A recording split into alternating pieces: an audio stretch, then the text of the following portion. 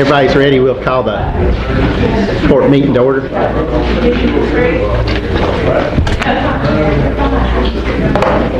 Call roll, Angie.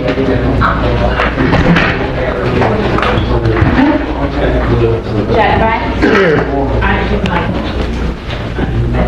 Kenny Anderson. Here.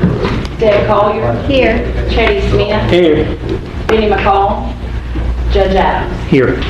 We'll do the Pledge of Allegiance, then Jack will lead us in prayer. I pledge allegiance to the flag of the United States of America and to the republic for which it stands, one nation, under God, indivisible, with liberty and justice for all. Heavenly Father, Lord, we come to you this morning. Father, we just ask your blessings upon this meeting. Father, we ask, Lord, that we do the best we can for our county, our communities. Lord, we just ask you, Father, to bless this nation, bless this state, Lord, and we'll always give you praise for all that we do. We ask this, Father, in Jesus' name we do pray. Amen.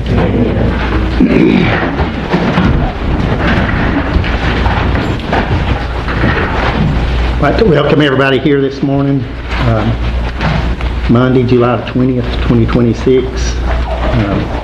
If anybody's not signed up on the public comment part and want to, now would be the time.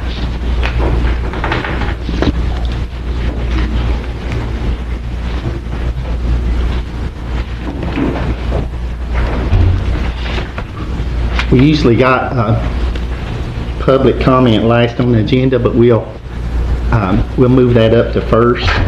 That way we can accommodate our extra guests. Like I said, if anybody else needs to sign up.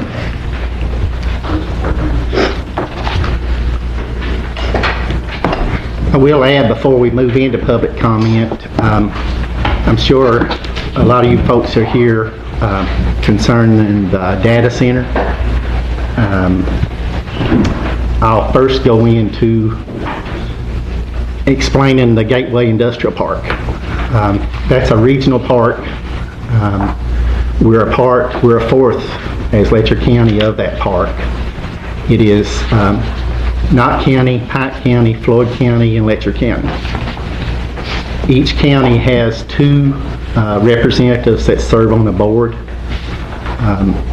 So it's an 8-board membership, and they're not paid to serve on the board, and that board is comprised of folks that really care about Eastern Kentucky, our county, and providing jobs to our county and the other counties involved.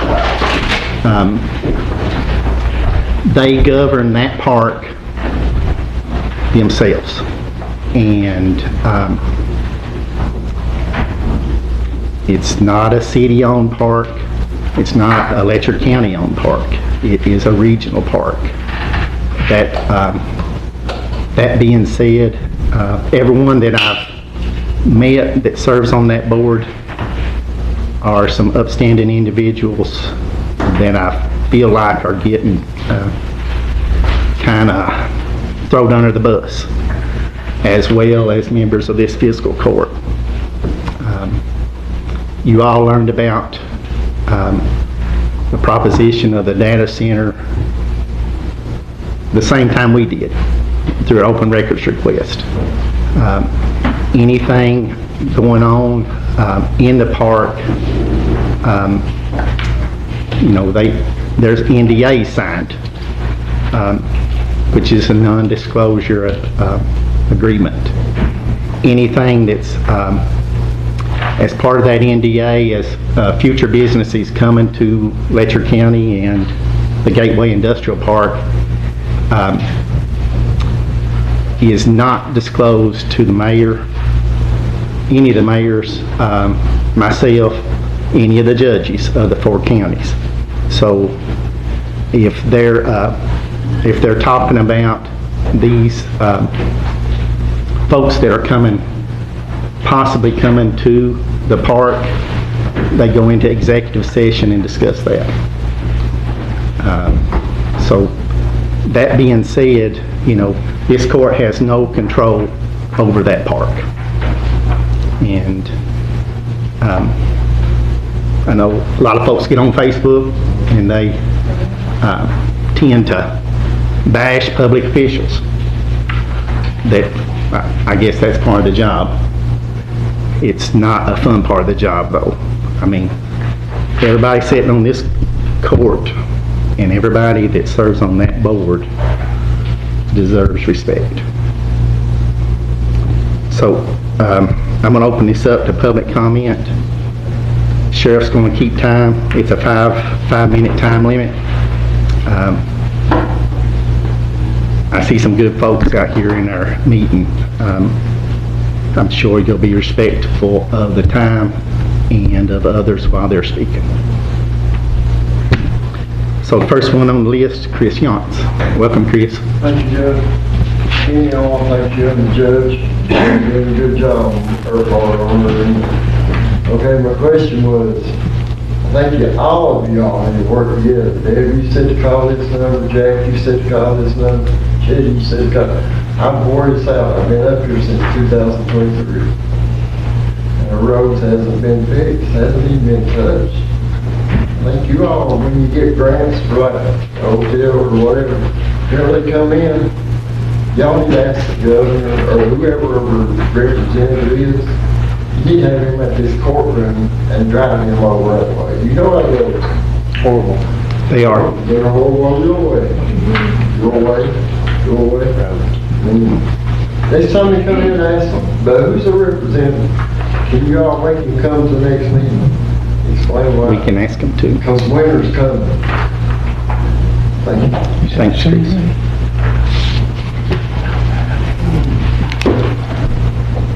Next, Elaine Tanner. Is that right? Thank you for having this opportunity for us to be able to discuss what we are very concerned about in this county. Terry, that was very helpful in saying what One East Kentucky was. I do have a solution for that. Appoint people who can communicate with you so you know what's going on, because this hit us like a ton of bricks. I've been listening to these old court meetings. I listened to Jenkins City Council meetings. And there was a gentleman there who, I'm going to say, I believe it was Mr. Kirk in January. I could have that wrong. It could have been somebody else. But they had said that there were some projects going on. And this is coming out of Jenkins. So if it's not Letcher County and it's not Jenkins, Jenkins is involved. And what I discovered is that we have water lines and water projects that are being funded by the government. And we have water lines that are run up to Grandview. They're working on plans for the sewer, which is almost complete. Raven Rock has water lines and sewer lines that are going in. And I understand there's going to be 2 water tanks that are going to be installed in the area. And guess where one of those tanks is going to go? The industrial part. And so we've been sitting here trying to figure out what these data centers are. This is a data center project.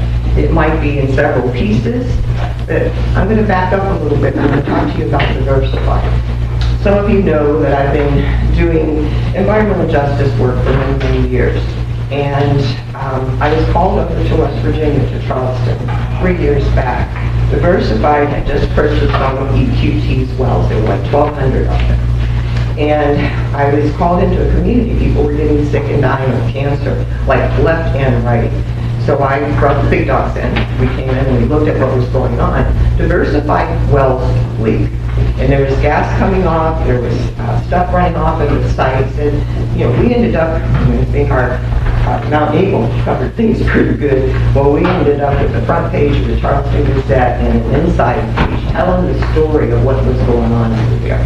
And they closed 2 wells immediately. Last time I went to investigate the site, and this was a couple of years afterwards, they had fence and they had 6 strands of barbed wire to keep us out. So we don't want that here. If there's going to be something that happens in our community, we want to know. We want accountability. We want transparency. That's very important to us. And as far as the county, We still have 1,800 homes, and this is like, I think 21 was the last report that I was able to find, that we still have 1,800 homes here in Letcher County without water. Why are we sending water to an industrial park that's going to possibly destroy our peace of mind? And I'm going to let y'all know that when I watched your Jenkins TV and they said that we were up against a wall, and he was referring to that wall as EPA regulations, those regulations are falling apart right now all over this country. But we don't have to let it happen in Letcher County. We can take Letcher County and make these progress. You know, if you put in a data center, you're talking very few jobs. There's some construction jobs coming in. But what we're going to have is we're going to have the noise, we're going to have the pollution, and we're going to have people that's living up there on Grand Bridge that's not going to want to be there. Thank you. Thank you. Next, Gary Wing. For the record, Dr. Gary Wine. Dr. Gary. I have a handout. I'll explain in a second. Should be one. May I have one? Thank you.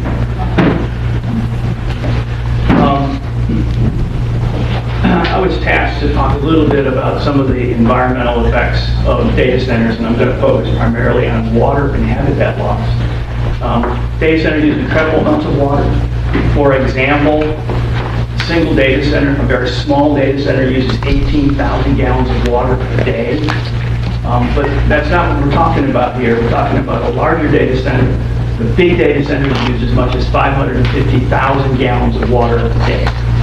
Water usage for data centers falls into three categories. It's direct water usage at the site for cooling. It's indirect water usage because you need more additional electrical power, so the power station has to use more water. And then lastly, nobody ever thinks about this, but it's water usage to build the chips. A single chip data center has thousands, requires 1,000 gallons of water to manufacture. So water usage for data centers is intense. That's the point. Water quality, they care a lot about the water quality they use in their systems, but the blowdown from the cooling systems, they're using cooling towers, get blowdown from those. Those are high in salt, basically it's brine, and it includes metals, salts, in addition to the sodium chloride, PFAS, which are this polyfluoroacrylic alkaline substance, which is basically things that we put on frying pans or clothing so they don't wrinkle. So it doesn't go away, it's permanent in the environment. Cooling chemicals, refrigerants, and these require no monitoring, but they do require treatment at a utility, at a sewage treatment plant. I doubt Jenkins has the capacity to handle a very large data center at all. These are large footprints, which means you have runoff, and so that runoff has to be handled someplace. You put down a big building. Buildings have large parking lots. You have parked trailers with equipment on them, primarily gas turbines and diesel generators. Parking lot, they don't absorb water. And so that water has to run out someplace. And as you're all aware, we have a problem with runoff. Just go back to 2022 floods. The last thing I want to mention is, actually two more things. The last thing I want to mention is we lose habitat. This is a weird thing, but we lose home sites, we lose wildlife habitat, and Kentucky's losing almost 300 acres of agricultural land, every day. And now we don't have a lot of ag land left here because we lost most of that to the mines, but something to think about. And the last point I'll make is, should a fire happen at this facility, who's going to put it out? You're talking tanks of diesel, you're talking lithium batteries, and you're talking gas. So in a large facility, I doubt the Jenkins facility has the ability to handle it. I passed around a handout. There's two maps. Let me explain the maps real quickly, and then Dr. Collins is going to come up and give you a little bit more information. The first map, this one shows the data center at Pikeville, and it shows the data center at the Jenkins facility. And there's a series of rings around them. Those rings are 1 mile radius, 2 mile radius, 5 mile radius, and 10 mile radius. Those represent the environmental reaches for various things, including noise, air pollution, and heat. The back map, on the back side, this is a little weird. This is a view shed map. So a person standing at the blue drop, that's what they see, that's line of sight. In the military, they would call that field of fire, a direct point from there to there. So what you see, of course, is that Pine Mountain is in that orange area, including Raven Rock, and parts of the golf course. Our visual sight at the ground. We're not talking about a building that may be 60 feet high. We're talking about at the ground, which means any development that's going on in Jenkins up on Pine Mountain will be in direct view of a potential data center at the industrial park. Some thoughts. Thank you for your time and your attention. Thank you, sir.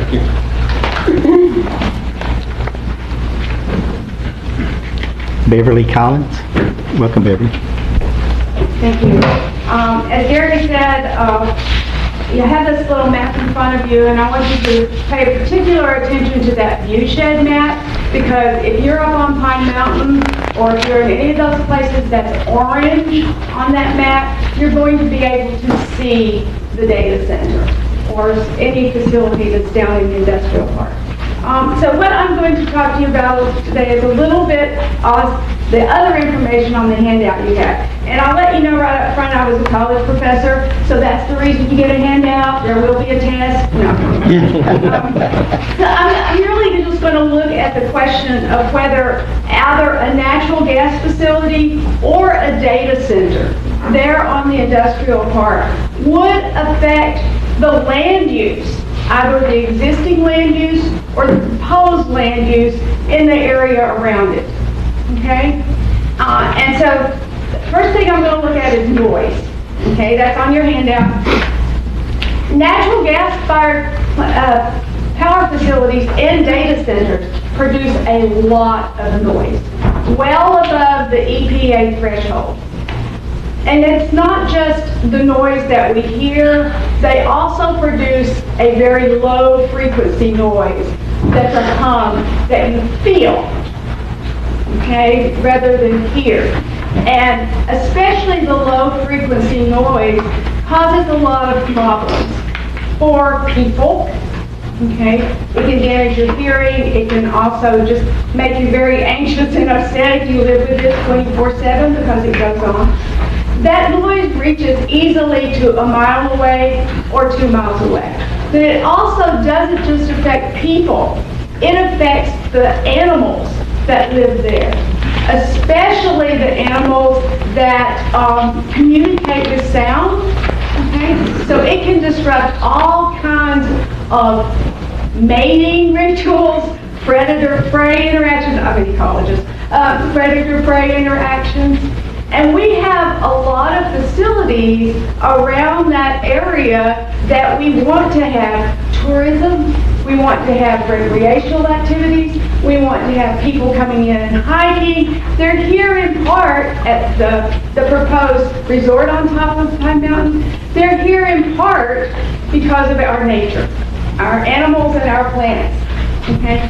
So the noise from a data center could impact all of those land uses and could certainly be a big problem for people living within a mile or two of that data center. And there's a bunch of people living there. So that's one of the issues that we face. There are several other issues with data centers that could complicate land use around it. Another one is heat pollution and electromagnetic fields. If any of you have computers or lithium batteries or anything at home, you know they produce electromagnetic fields. Some people are extremely sensitive to them. For example, I can't be in the same room as one of those little portable power packs. I can feel it. It drives me nuts. And lots of people are sensitive. Data centers, and especially the power lines that come in to feed them, they all produce electromagnetic fields. that sensitive people and sensitive plant animals can feel. They also produce heat. In fact, data centers are what we call heat islands. They raise the temperature of the surrounding area by as much as 3 or 4 degrees. As you know, it's pretty hot in summer, and raising the temperature by 3 or 4 degrees can make it pretty hard, especially if you're like out hiking, or if you're just working around your house, or if you're some animal that can't tolerate the heat. So heat is another issue, and it would certainly be an issue within 1 mile or 2 miles or more of a data center. Light pollution, and this is the reason for that view shed. If you're up on Pine Mountain, you can see a data center. They have lights going 24/7, and they're bright. So some of you might know some person who's what we call photoperiod sensitive. They can't live in the far north, for example, or they have to use extra lighting when there's too much dark or too much light. So humans and animals are sensitive to the amount of dark and the amount of light. Having lights on 24/7 just isn't tolerable. It disrupts people's sleep patterns, it disrupts animals' sleep patterns, it can disrupt animals' foraging. And you get the idea, right? Yeah, sorry. it's been 5 minutes, so Sorry, if you I quit. finish up. I will, sorry. I'm a professor, I'm talking forever. Okay, air pollution is a biggie, it reaches forever. So the conclusion is really simple. There are impacts of noise, light, air, heat, EMF pollution around power stations, data centers that can reach for miles. And they have implications for tourism, recreation, building houses, and residents. And this should all be considered before facilities are approved. And so I just wanted to let you know here that personally, I would not like to come across a sleep-deprived bear. Thanks, Beverly. Next, Wesley, what's the last name? Brian. For most of our history, Eastern Kentucky has been treated like a place to take from, not a place to invest in. They took our timber, they took our coal, they took our mountains, then they took billions of dollars out of our mountains. And when the money was gone, what they do? They left us with polluted streams, abandoned mining sites, struggling towns, and generations of people just trying to get by. Now we're being told that data centers are the next big opportunity. I don't believe that they are. I stand here today because I'm against bringing these massive data centers to Eastern Kentucky. I believe that they are another example of outside corporations asking our communities to take another risk while they just take the reward. We've lived through that before, and we should know better by now. This isn't about being against technology. This isn't about being against progress. This is about refusing a bad deal. Every generation in Appalachia, they've been told that if we just give a little bit more, just a little bit more land, just a little bit more water, just a little bit more control in the future, then someday we'll have some prosperity. Instead, we become dependent on one more outside industry that can live the moment it finds somewhere cheaper. Data centers demand enormous amounts of electricity. They consume huge amounts of water. They require expensive infrastructure that taxpayers often help pay for. Yet after construction's finished, they create far permanent jobs than most people imagine. That is not the future I want for Eastern Kentucky. I don't want our communities becoming giant utility parks for billion-dollar corporations while our families continue to struggle to find affordable housing, affordable electricity, and good local jobs. We've already sacrificed enough. And what bothers me most is how these projects are being sold to us. The message is always the same. If you don't take this, you'll have nothing. I reject that. Eastern Kentucky is worth more than I often make it. Our people are hardworking, we're innovative. We've got entrepreneurs, skilled tradesmen, teachers, nurses, miners, farmers, veterans, and young people who want to build a life here. We should be investing in them instead of hoping that a giant corporation will come bail us out. I don't believe data centers are economic development. I believe they're another form of economic dependence. Once a region builds its future around one industry, it loses the power to make its own decisions. We've watched that happen before. We know how that story ends.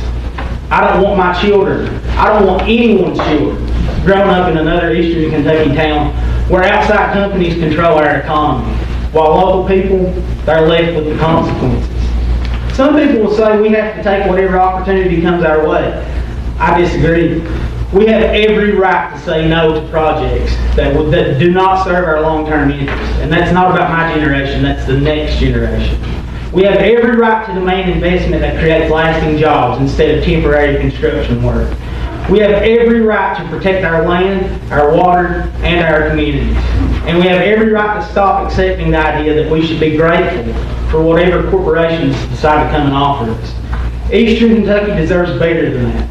We deserve industries that grow with our communities instead of using them. We deserve investments that keep wealth here instead of sending it somewhere else.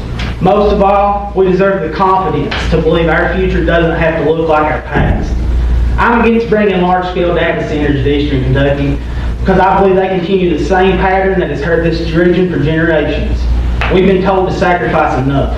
It's time to stop settling for promises and start demanding a future that actually belongs to us. Thank you. Next, Michael Wayne. Welcome. Hi, all. Hi. I don't know how to follow that, to be perfectly honest. That was fantastic. And I do want to say, Terry, and all of y'all, I'm really sorry if people have been coming after you, if they've been saying insulting things, if they've been being cruel to you. That's not the point of all of this. The goal here is for us all to come together as a community and try to figure out what the best way forward is and try to understand what both the positives and, more importantly, the risks are of all of this. To that end, you've heard today how some people feel about this, what are some statistics and facts that we can provide to you about this, in an attempt to show you what, in our little corner of the world, these effects would look like. So going forward, we're asking for a couple basic, simple things. First and foremost, I hate to say it, but it's transparency. We want to know what you know when you know it. We feel like that's fair, especially if we have what sounds to me, and I may not know enough about this, but it sounds like an unelected eight-person body group who gets to decide whether or not this happens, and we don't really have much say in it, and that doesn't seem right to me. So we want to know as much as we are allowed to know, and we want to know when you know it. The second thing is, we want to ensure there's public hearings and public access and access to any information. We want to make sure it is available, that it is widely distributed. Again, we feel that is only fair. This should be something that all of us have an opportunity to have a say in. Secondly, we would like to require a regional environmental assessment, preferably up to around a 10-mile radius. You've seen that these effects can go that far. We would like to have some team conduct an actual survey so we can have actual data provided by someone who is unimpeachable as a source. And we would like that for either a gas power facility or for a data center. Either one would have the same effects. And finally, we would like to consider a 2-year moratorium on data center development here in Letcher County. This is in line with what Bell County has already done, and it is not, I know it may sound a bit extreme, but in reality, a lot of these contracts are for 18 months. So this really just gives us 6 months to actually do an appropriate assessment and appropriate analysis to understand what this sort of contract would really mean and to push back against it if we need to push back on it, or to modify it if modifications can be made that would make it acceptable. So 2 years sounds like a long time, but in reality it's only about 6 months of actual work time outside of how much these contracts are actually demanding and are negotiated. You all have already admitted we have NDAs being signed. Those NDAs were signed after conversations had already started. So this has been going on long before we even first heard about it. So that amount of time is necessary to actually make some sort of public stand against these sort of things. And finally, that's really it. These are 3 simple ways that you all can work with us to make sure that everyone has all the information they need, that we have an opportunity to actually take a stand against these corporations, and just to make sure that they have our best interest at heart. Thank you all. You have a great day. Thank you, sir.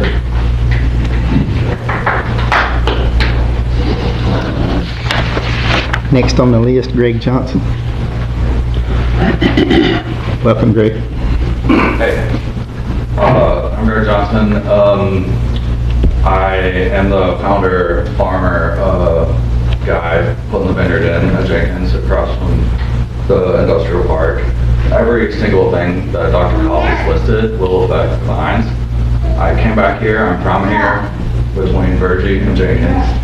I came back to start something that will outlast me, that could keep going, provide jobs, yada, yada, yada, all that stuff. We just found out about the data center. Thanks for clarifying the purview of this body, Letcher County, and the mayor in Jenkins, and the city of Jenkins, and all that stuff.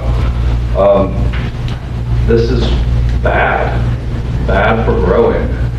The heat that it could cause will cause an increase in pests for vines.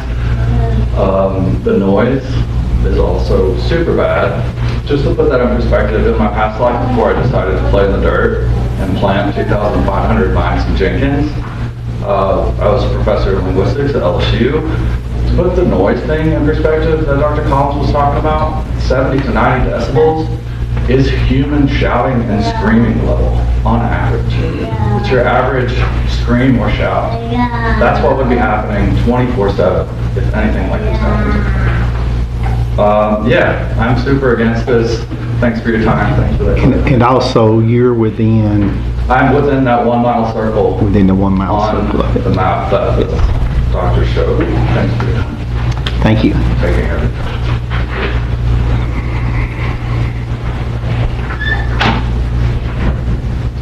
I'm sorry, I can't read the next one that signed up there. Nick, maybe? Nick?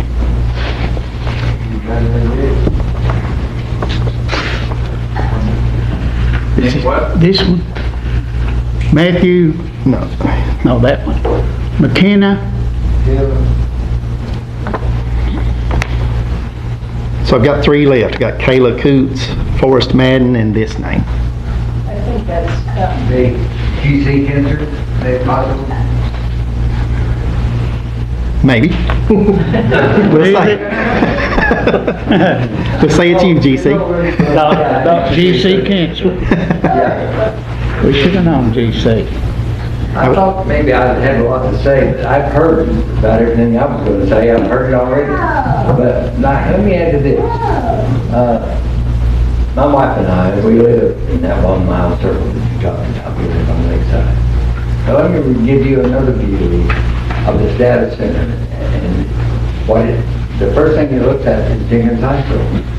The next thing that it looks at is a restaurant. The next thing it looks at is a swimming pool. Then the final thing it looks at is our fresh water system for Jenkins. What are you going to do with these thousands and thousands and thousands of gallons? And being a former mayor there, I happen to know a little bit about the processing of that water system. And it's very expensive. And it's even outdated, even as I speak to you today.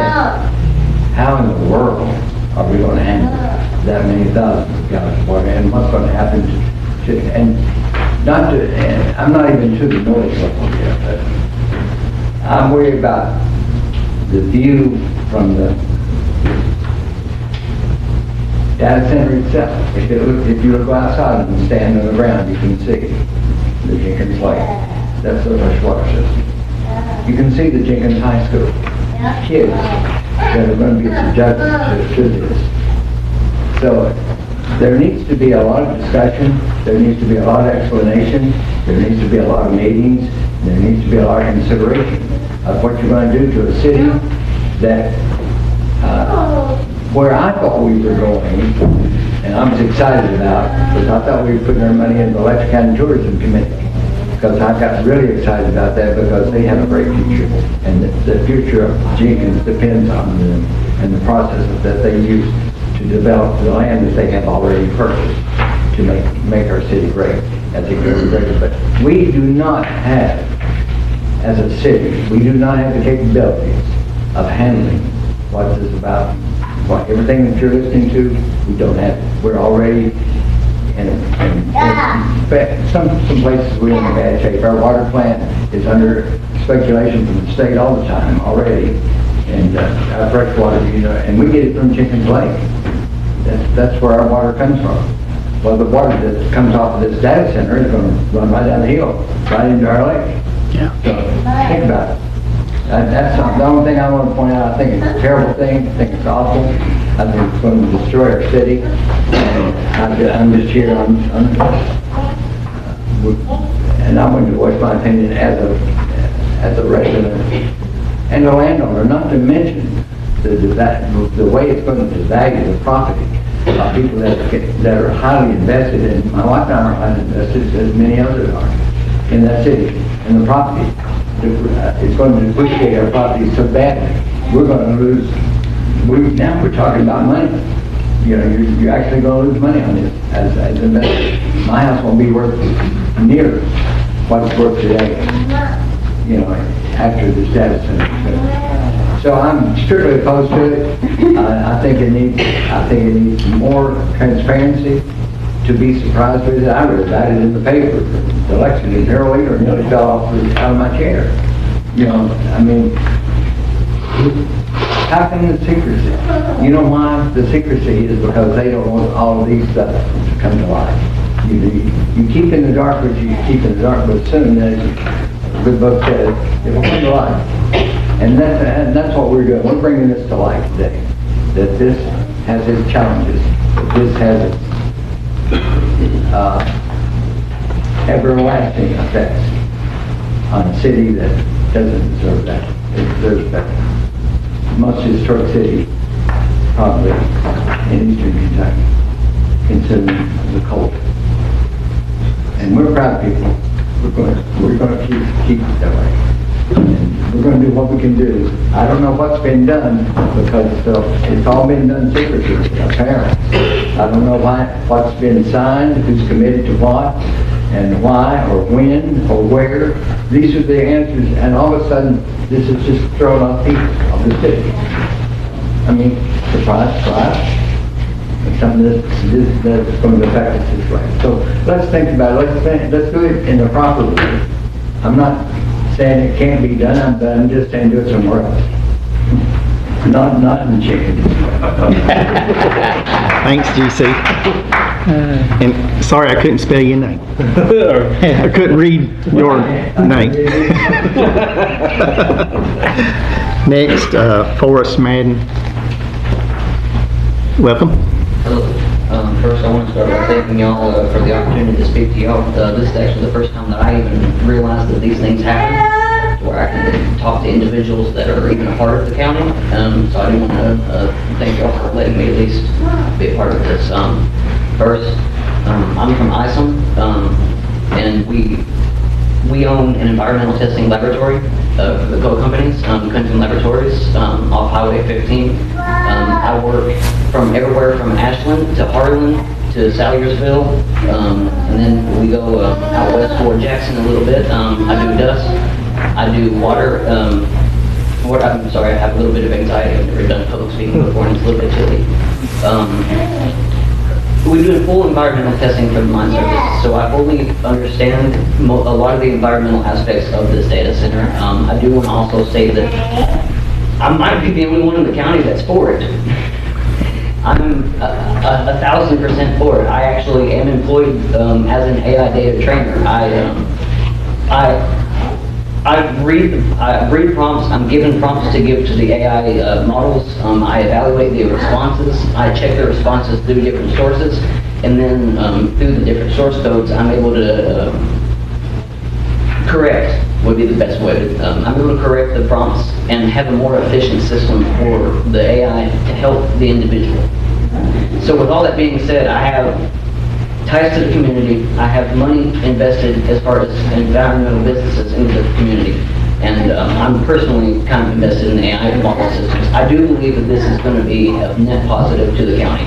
entirely. I understand that there are legitimate concerns around the power generation, the water, the noise. The noise is actually one of the more impactful things that we need to worry about, but the good news is, from an engineering perspective, it's actually one of the most understood and most accommodatable things that we actually have to deal with this center. The location is also absolutely phenomenal because I do understand that there are people in Genius that live pretty close, but I was there, I drove up there yesterday personally to the site where it's being proposed, and I think with the right engineering applications, we can reduce the noise level to an acceptable frequency at the property barrier, to where I understand the concerns of the... What about the water, though? What The water? Chris, allow him to speak. The water, there are, I'm sorry, there are different processes within different engineering aspects of the AI data centers as the technology improves, that there are closed loop systems. Effectively, let's say example that it needs, just for numbers and argument's sake, we need 1,000 gallons just for the cooling of the actual center itself. The closed loop system keeps that 1,000 gallons inside of the system. Then we can have a second system that holds a second 1,000 gallons, so we don't have to have double the capacity of what the actual cooling is, because in that second tank is the cleaning system, and there are different ways to clean with the UV lights and different technologies that are being advanced, because we see the amount of revenue that can be generated through this, and that's another point that I want to get to, is the economic benefits that we can actually have, even if let me start with the downside. Let's say that every job is brought in from somewhere else, right? Because that's always a possibility. Each one of those people are going to need housing. They're going to need somewhere to the gas for their cars. They're going to need somewhere to get food, to grocery stores. They're going to need somewhere like everyday life, and they're not going to just bring themselves. They're going to bring families. They're going to bring children. They're going to bring individuals. The schools are going to benefit. The community itself. They're going to spend money in our community. They're not just going to go and spend their money elsewhere. I know Amazon exists, and that's a convenience, but the local economy will benefit just by the people being here. Regardless of anything that the data center itself does or doesn't do. Another thing that I want to talk about is tax revenue. They're going to have to pay taxes. The business will. You will receive the taxes. You can use those taxes to like the roads and the things that we know that we do need, because I mean, it's a small county. We don't have a lot of resources and we don't have a lot of people to do the things. So it's understandable that there are problems. So if we have these monies come in, we can actually allocate those resources and hire local people to fix the roads and to fix the infrastructures and to fix the water lines. So even if the data center doesn't directly employ them, it can actually help the county and its employees through an indirect method of just being here and the resources that it does provide. And as a tertiary point, I want to say that, let's say that the company comes in and it says, hey man, we got some bad roads, we got some bad whatever else, we got some kind of like narrow things that we got to deal with, a lot of trees. Those companies might do the maintenance for us, meaning like, we might not be directly employed, but they would fix the roads because they have to have hundreds of trucks hauling thousands of pounds of equipment in. The roads might not be robust enough to hold that, but if they need that there and they need that fixed, they might do it for us, and we indirectly benefit because we're going to use those roads as well. So I know that there's a lot of people that are against it, and for 100% legitimate concerns, there are absolute... It's been 5 minutes, so kind of wrap up. If we put our minds together for the engineering and to solve these problems, not ignore them, I think that this could actually be a net positive. And with more information and more communication and more people being involved like this, I believe that the more information that we collectively get, we can actually solve problems on a greater level. Thank you for your time. Thanks. Oh, you're good, my friend. Last one is Kayla Coots. Welcome, Kayla. Good morning, everybody. Morning. I hate that you all have had some backlash. I'm not here to, beat a dead horse, but I'm sorry. So me and my mom, we actually live in that first circle. We are less than a mile away from where the proposed data center will be. So my mom has lupus, and if you don't know, it's an autoimmune disorder that is triggered by stress. If we get this data center in, and those low tone frequencies that your body can hear but you can't, causes agitation, guess what? She's always going to be in a lupus flare-up. That's just one example of many conditions that people around here suffer. I'm kind of just going to dart around here, but I have another statement from a friend of mine as well at the end, and I'll try to hurry. So, do you guys like to hunt? Do you guys like to fish? Do you like to golf? Well, that fancy golf course that's beside the data center that you're going to put in, it's going to be loud, not relaxing at all. The wildlife that you like to hunt, it's not going to be acting right. It's not going to be normal. It might not even be around here. They might flee to different areas. And if you like to fish, then I hope you like to fish with like 3 heads, because I feel like the pollution in the water system is gonna cause that. So you said that there are 8 members on this board, but only 2 of them live in Letcher County, correct? So I hope to appeal to the other 6 members that even though this is a regional project, you got to think about the people who are directly around it. Another thing is that the electricity bills around here are going to be sky high. I don't know about you all, but I don't have income. I don't, because I got sick. I'm not able to work. That's why I'm on a walker today. That's why I got this thing in my arm.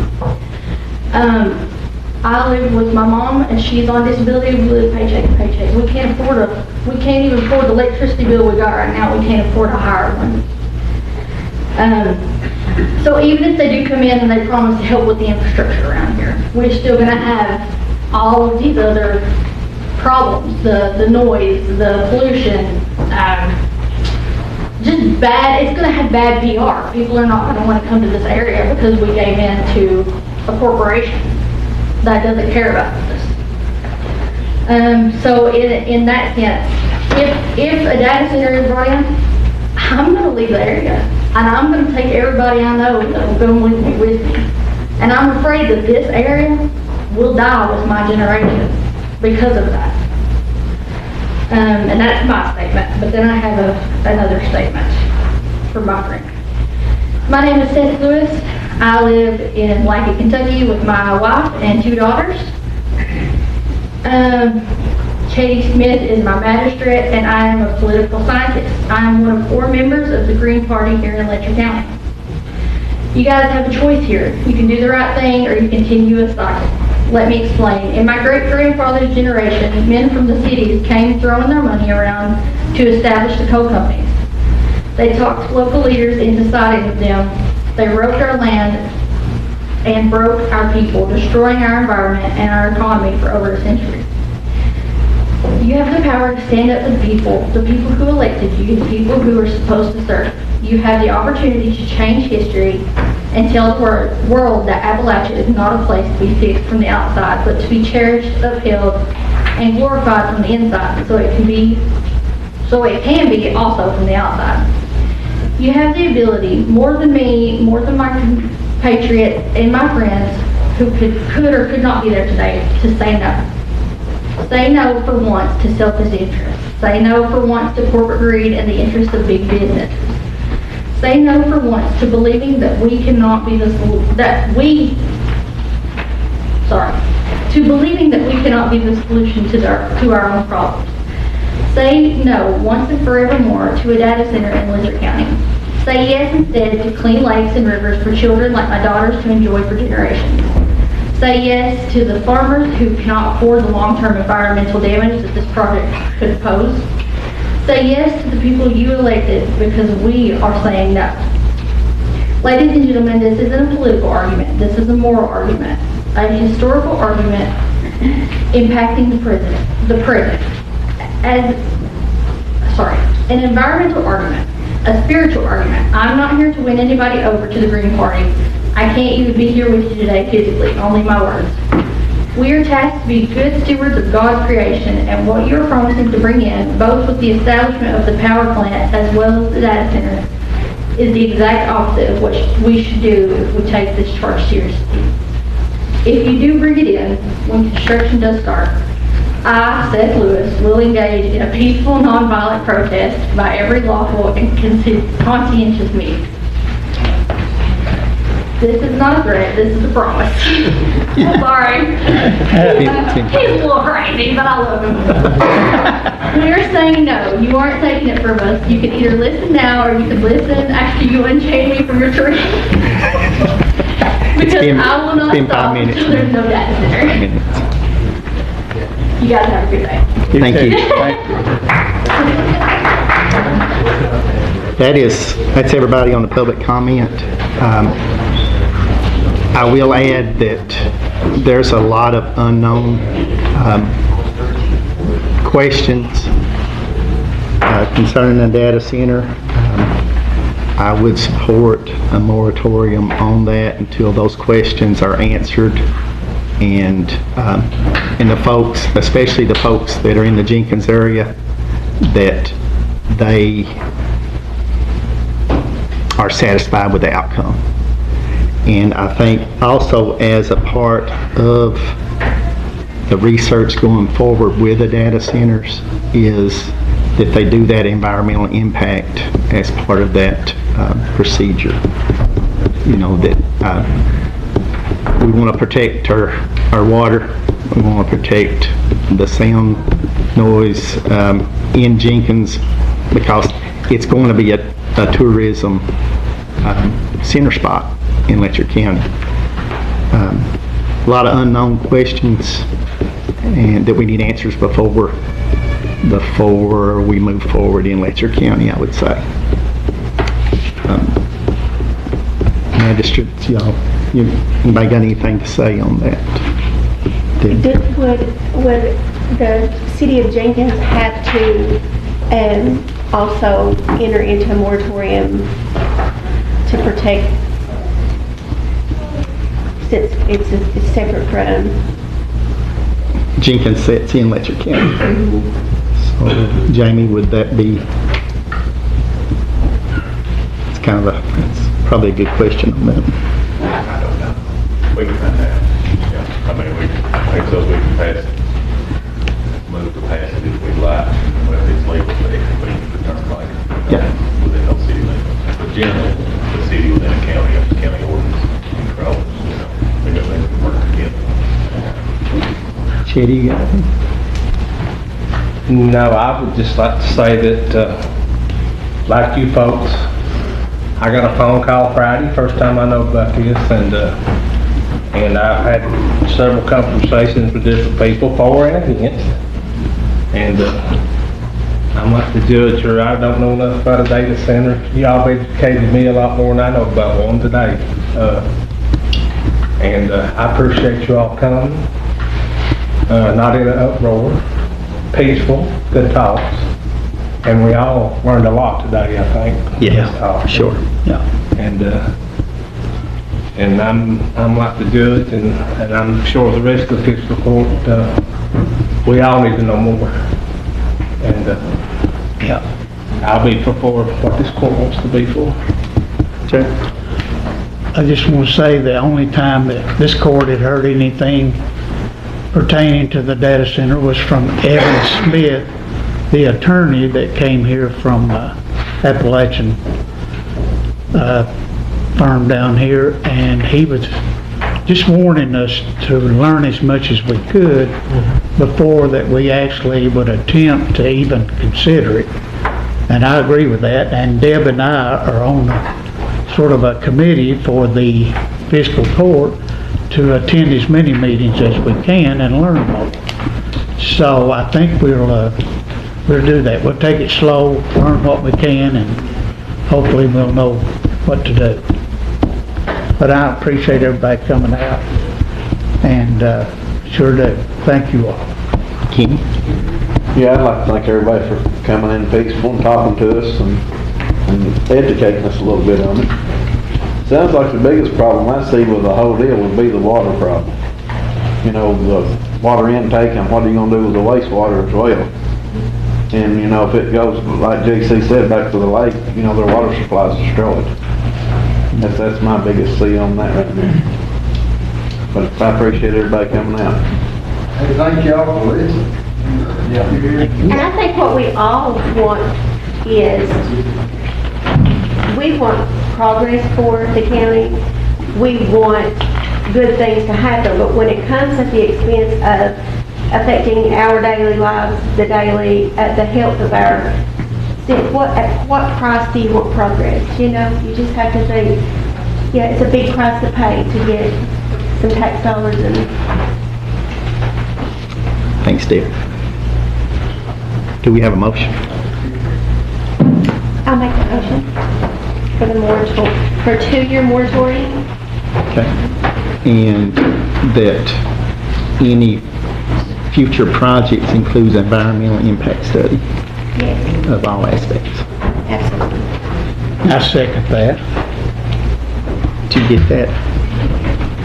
Call the roll. Jack? Yes.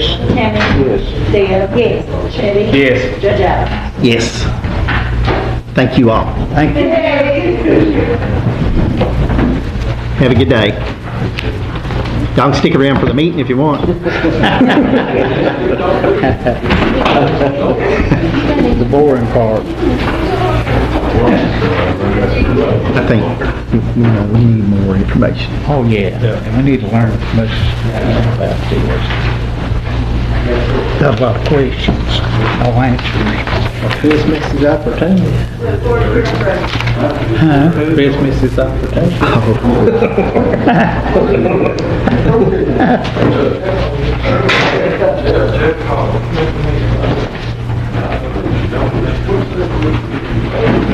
Okay, we'll continue with the regular schedule. First thing, committee reports. You got any committee reports? Second thing, approved minutes of the previous meetings. We had 2 special called and a regular. Have any additions or deletions or motion to approve? Motion to approve. I'll second it. Call the roll, Angie. Jack? Yes. Tammy? Yes. Deb? Yes. Chitty? Yes. Judge Adams? Yes. New business, update from ER Assist.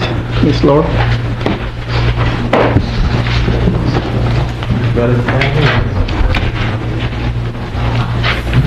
Hi there, Brent's out, or working remote this week, so I am here. Welcome. Jeff is here as well.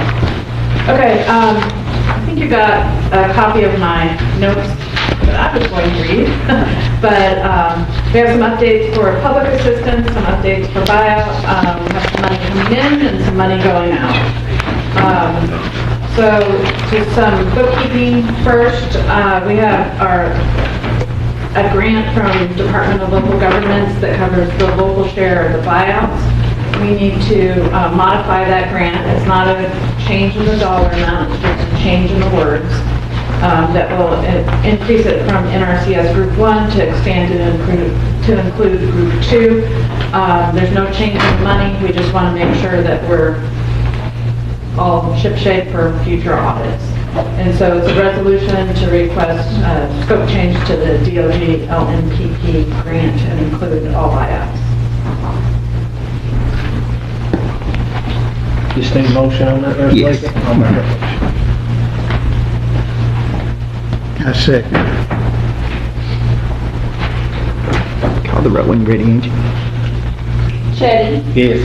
Jack? Yes. Tammy? Yes. Deb? Yes. Judge Adams? Yes. Okay, the next, just this morning, KYM sent us the official form to submit the grant request for the FEMA 2025 buyouts.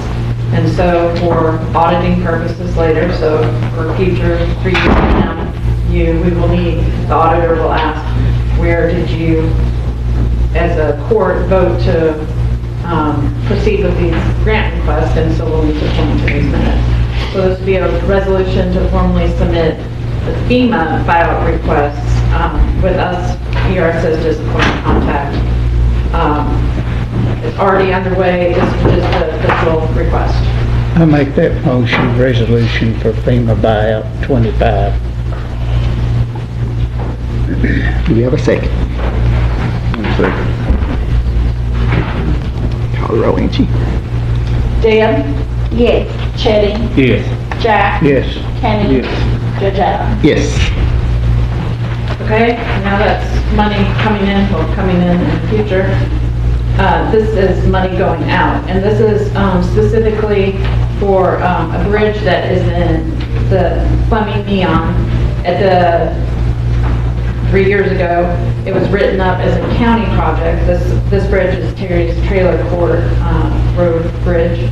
And it's actually within the city limits. At the time, there was some confusion because the temporary bridge was done as a county project, but the permanent bridge is within the city limits, so it belongs to the city as their project. And the way FEMA does that, they don't transfer projects, they just withdraw one and create another one. So this is, and the KYM and FEMA had previously funded this bridge to the county, and the 87% was a total of $368,097.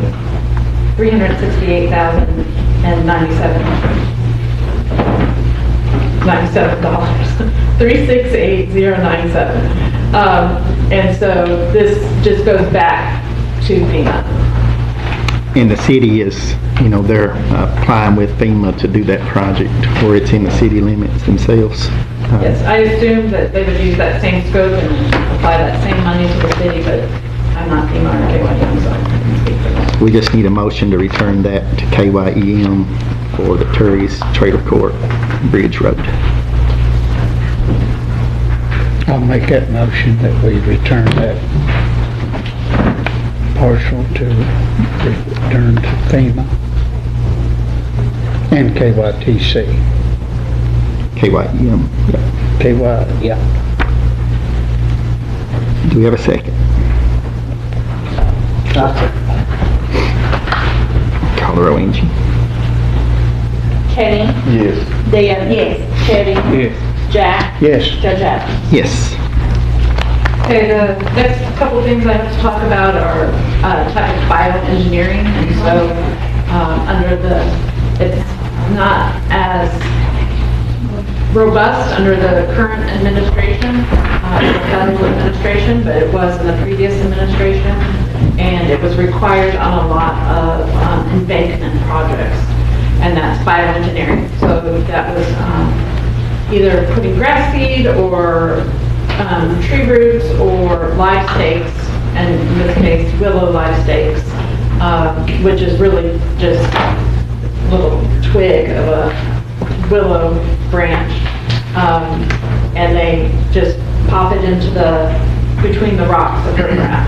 So those are required for many of our 2022 projects. They're not required in our current projects, our 2025 flood projects. But in our 2022, there's a lot of what they call bioengineering or live stakes. And so one, we need to purchase them, and two, we need to install them.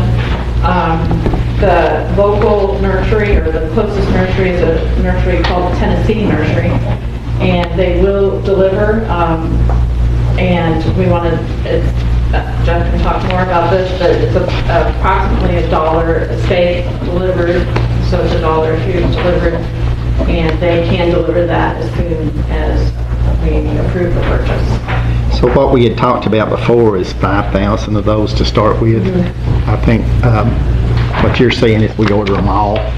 And Well, in this round, we'd like to do 30,000 of them. There's potentially 3 times more than that than we would need, but I would hate to spend all of that. We are up against the deadline, and I'll talk a little bit more about that deadline right now and why I'm recommending that we do 30,000 instead of 5,000. One, there's a little bit of a price there's savings on the shipping. savings, yes. So there is a 4-year deadline to complete projects from the time of the incident to the deadline. We have a lot of projects, and many counties are not so concerned about the deadline. I am concerned. We are not going to make the deadline on a lot of our projects because of asphalt or things that are unavoidable. But that's at about 5% of our total projects. So overall, we're at a number that I think will be approved when we ask for an extension. But we can't just sit back and do nothing and just wait ask for for it. an extension. The other reason that we would want to hurry up and get this done is if it does work, and these live stakes do help keep the rocks in place the next time skies get dark and we have a goalie washer or the storm, then we would want them in there. So what the idea of those live stakes is they kind of take root and kind of become like the rebar that pulls rocks in place.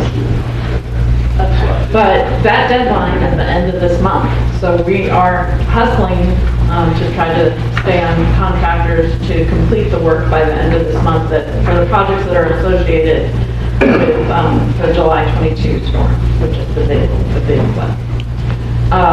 Again, last fall, President Trump said there would be no more extensions. A problem of the FEMA Public Assistance Program is you can just extend, and then the work never gets done. Then it becomes like, hey, communities were complaining that they weren't getting their final money and these projects were taking 20 to 30 years to get done, not because of 20 to 30 years of operational extensions, but then if you extend 6 years or 7 years past the event, then it could be another 7 years before you get your final payment. So we're not wanting, the current administration does not see a value in having public assistance projects that take decades to complete, which I'm for. However, Letcher County has so many projects that we will not complete all of them. However, we need to complete as many as we can so that they will approve the ones that we do ask for. And the ones that we're for sure going to ask for are the Blackie Community Center. We know we'll need at least till December, maybe March to complete, and we'll have some asphalt projects that we just suspect that Mountain Materials will not finish by the end of the month. So we need a motion to... Yes, so we would like to complete the 30,000 of the light stakes. Instead of just the 5.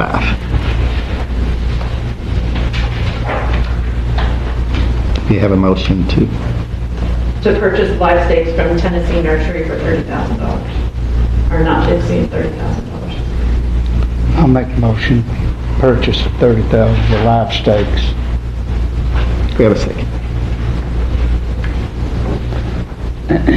I'll second it.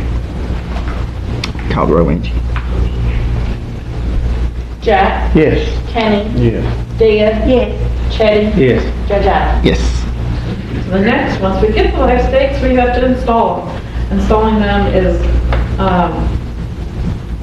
is pretty easy, so we do think we can get them installed in a short period of time after they're received. We did an RFQ, or request for quotes. Jamie Neese with TJC out of Whitesburg was the only response. He's the only contractor that doesn't have any, I shouldn't say he's the only contractor. He is a contractor that doesn't have any existing work that is currently under deadline, so he can do this work within deadline. And as we understand, his schedule is wide open to start this work and to finish this work. He came in at $100 per site being a road, and 65 cents per stake. So this would be a contract of not to exceed of $30,000. I didn't do an exact number, which is we think will be less, about $25,000. But just in case we are able to get a few more in, or sometimes we don't know what we don't know until we're in it. So we'd like to do a contract of not to exceed of $30,000. So the $100 is just the mobilization of getting to the site. Per road. And then it's 65 is per stake. per stake. Per square foot, but you put one stake or one twig every square foot. Approximate, we're not going to be out there with a ruler. Have a motion to award that to Jamie Neese with TJC Construction. I make it. Second. Call the roll, Angie. Jack, Yes. Kenny, Yes. Deb, Yes. Teddy, Yes. Judge Adams. Yes. Okay, next is spending some more money. We have, for our bowling alley project, we did what's called an alternate project, meaning instead of buying bowling alley equipment, FEMA approved alternate project to buy heavy equipment. And so we've done 2 rounds of procurement previously, no responses. So we explored going into what's called competitive negotiation and sent out requests. It just so happened that the ones who did respond also have a type of master service agreement, either under MSA or under a NASPO. So we're covered kind of both ways under procurement, so that's great. So the first 2 are to Boyd Cat for a compact track loader and a loader. The compact track loader is $98,647.85, and the loader is $228,087.79. And those are under the master service agreement. For the purposes of this grant that expires at the end of this month, we'd like the court to approve the judge signing the binding sales agreement. It is covered under the grant, and it is under the master service agreement. And for the purposes of the grant, we would like to be able to close that one out before the end of the month, so that is why we'd like to purchase it soon. So that would be to sign the sales agreement. They will deliver it prior to the grant deadline, but the sales agreement has to be signed. And that track loader is, it's just a skid steer on tracks, which would be very helpful to the road department. And the loader is equivalent to the loader we got at the county garage. The old Michigan loader that's down Swanee is it's hanging on by a thread, and this unit would go down there. And when we have a huge weather event and we're having to lease a backup, well, we're using the Michigan as a backup, we'll lease another loader to help move that debris that comes into the Swanee tipple, so that will alleviate us having to lease in the future. But we need a motion to purchase both those pieces of equipment from Boyd Cat. I'll make it. I'll second. Call the roll, Angie. Teddy, Yes. Jack, Yes. Kenny, Yes. Deb, Yes. Judge Adams. Yes, and that will also to give me the authority to sign that document. Just that. 2 notes on that Boyd Cat. They did, even though we're in the next cost sales, they did honor the previous last year's cost, and then it does include a warranty. So I don't buy loaders, $228,000 pieces of equipment on a regular, but I do think that Boyd Cat treated. They treat us fairly and very competitive numbers. Yes, yeah. Okay, the next is for the tractor and the mower attachment, and this is from Mead, and it is out of the London store. And this was also, it's under NASPO, which is National Association of Procurement Officials, that it covers us for procurement, and then also through competitive negotiation. And those 2 are $131,201.84. We definitely need that. I'll make the motion. What kind of motors that got on? It is I think a Diamond brand. Oh, the attachment? Yeah, and it swings down like the flail mower. But it's a bush hog. It's a bush hog. And we did check with Mead Tractor in Tennessee and London both, and the London store was $2,000 cheaper and going with that as well. London also answered the phone. They did. When you called, they answered. So we need a motion to approve buying that tractor and cut and implement from Mead Tractor in London. I made it. Who said? Kenny. Call the roll, ain't you? Deb? Yes. Chitty? Yes. Jack? Yes. Kenny? Judge Adams? Yes. Judge, I don't recall from me when they said they could do delivery. I remember Woodcat said it would be later this week, beginning of next week for sure, but I don't remember. For the purposes of the grant, we just need the sales agreement. But I know for the purposes of this court, they want that Soon as going possible. ASAP. Yes.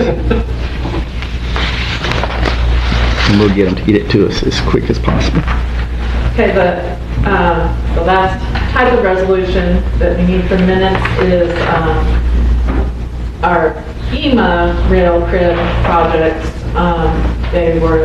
We have done those on an annual basis, so that's different than your normal fiscal court rail crib just by the type of standards that they have to comply with. In addition, the normal court rail crib contract, the court has, or the road department has provided the rock, and this one, for FEMA purposes, is easier for the contractor to provide the rock. And so there were two responses, Blue Rock and Hinkle, and Blue Rock was the low bidder. They have had, they're out of Perry County and have the contract for, I think, 3 years now, and have been very responsive anytime they're given a project. To complete the project, they do the paperwork well, and they always provide their before and after pictures. I know there's always a concern with rail and crib projects because of the size of the equipment blocking the road, but they've done the best that they can to communicate any road closures, and sometimes it has to be worse before it can get better.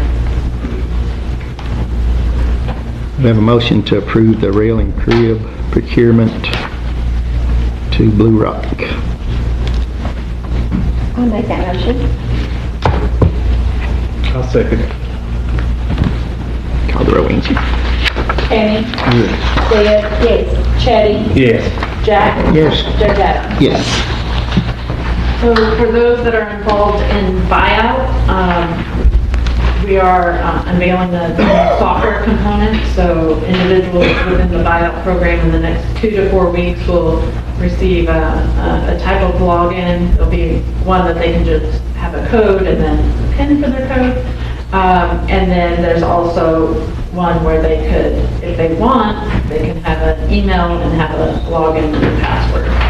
So one will provide just top level status, like we do now that we post in several places, but then one will have a data repository showing all the documents that are associated. And we found, I think we've tested this out a little bit over the past month, and I think that this will provide some form of just surety, of calmness. It can be a very stressful time, and it's just like sometimes you just want to go online and check your bank account balance, or sometimes you just want to go online and check that, they haven't forgotten about you, that your case file's still there, that the paperwork's all there, and it will still show the same top level status, but it will show everything else associated with it. They can't upload, they can upload their types of documents. They can download or see other types of documents until it's closed. So until the county purchases the property, then after that, it's the county's property. So then they don't necessarily see the demo contract or the seeding contract or anything like that. But so far, we've had a lot of good feedback about it. So I'm very hopeful that this will provide some level of comfort to those going through the buyout process, so they don't have to call. They're always welcome to call, the buyout hotline number, but sometimes you just want to see your own two eyes. Yep. Yeah. Thank you, ma'am. Thank you. Thank you, Laura. Sarah Fugit wasn't able to be here. She is not here, right? We'll move on to item 3. Juniper Tree Recovery Center.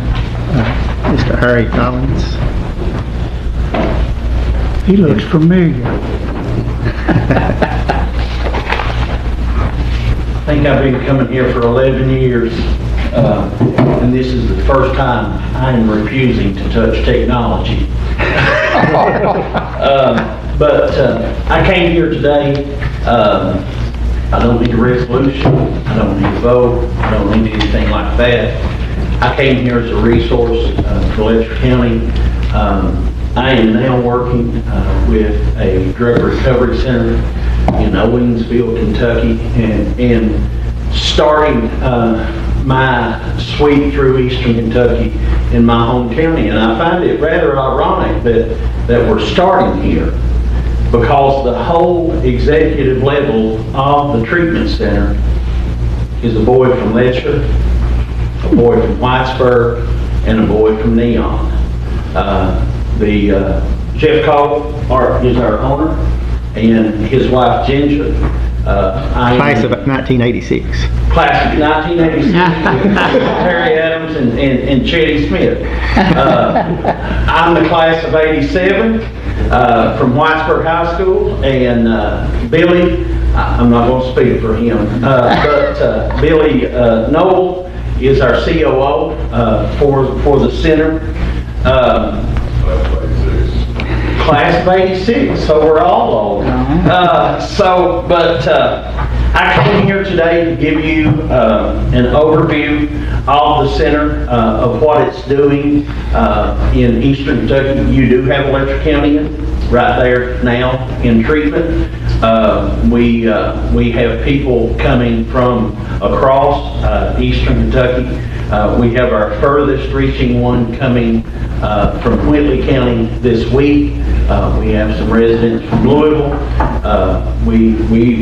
Whoever needs the help, we're there to provide a means of changing their lifestyles.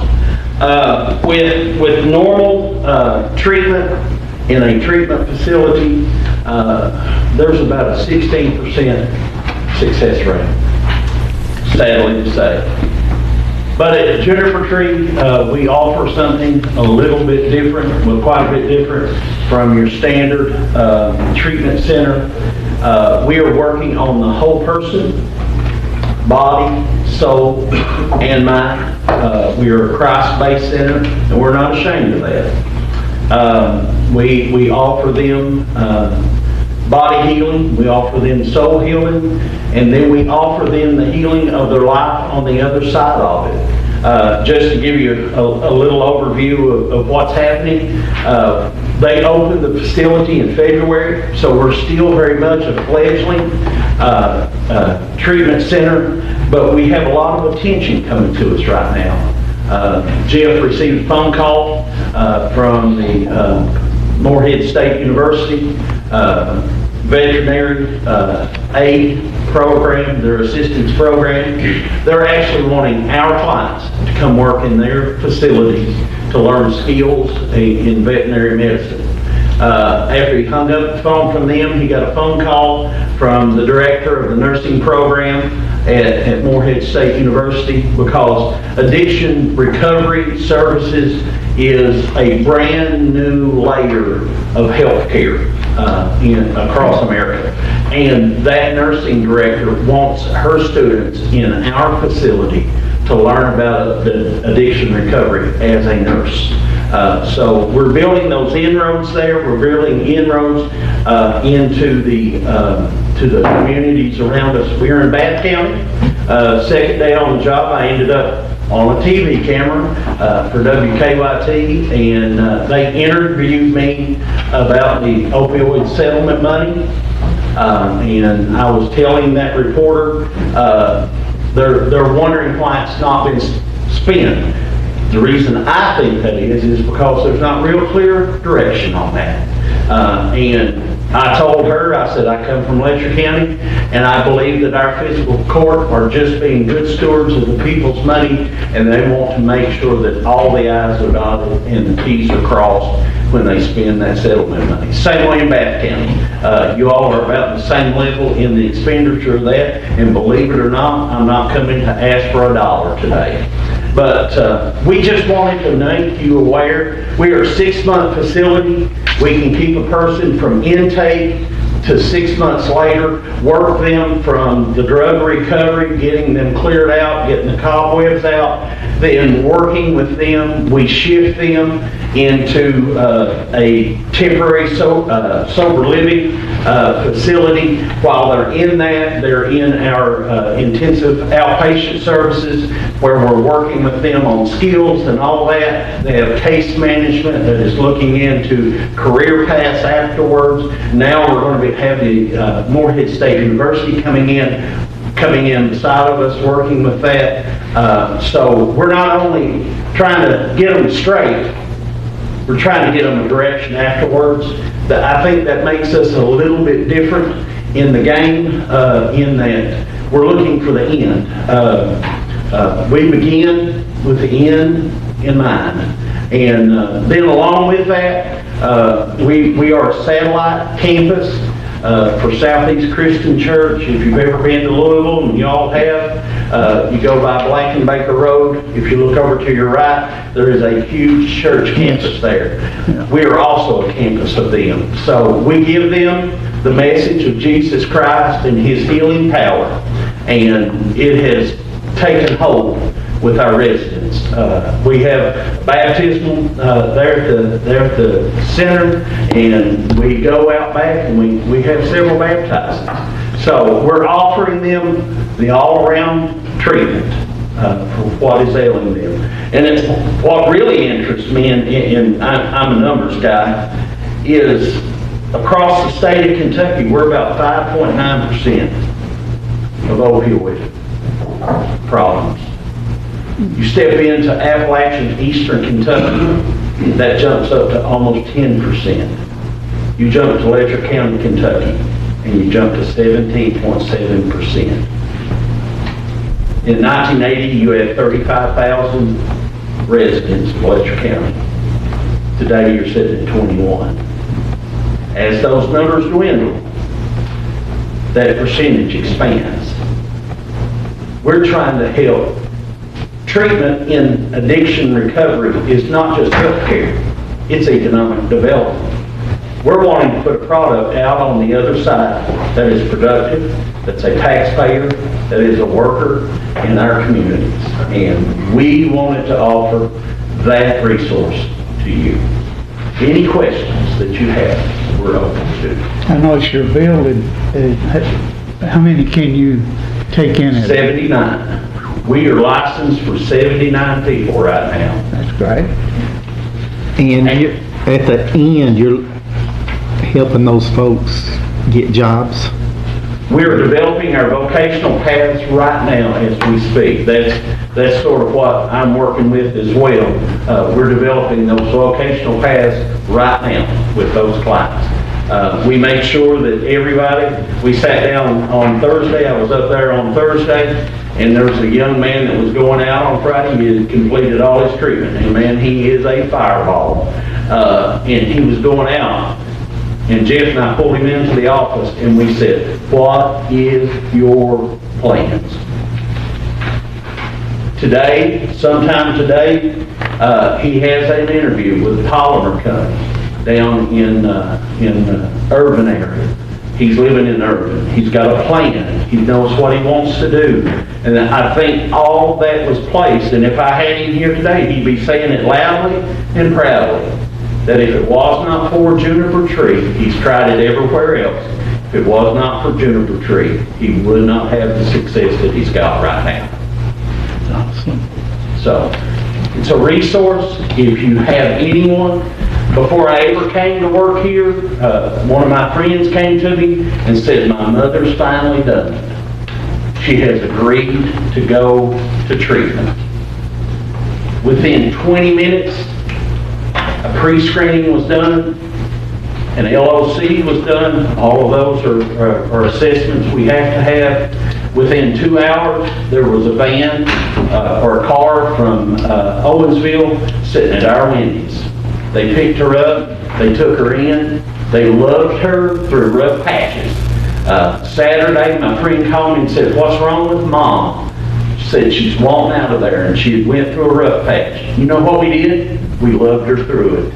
And now she's there and you walk by her and I say, "How you doing?" She says, "Great." "How you like it?" She said, "This is the best place that I've ever been." Those are the stories that we want.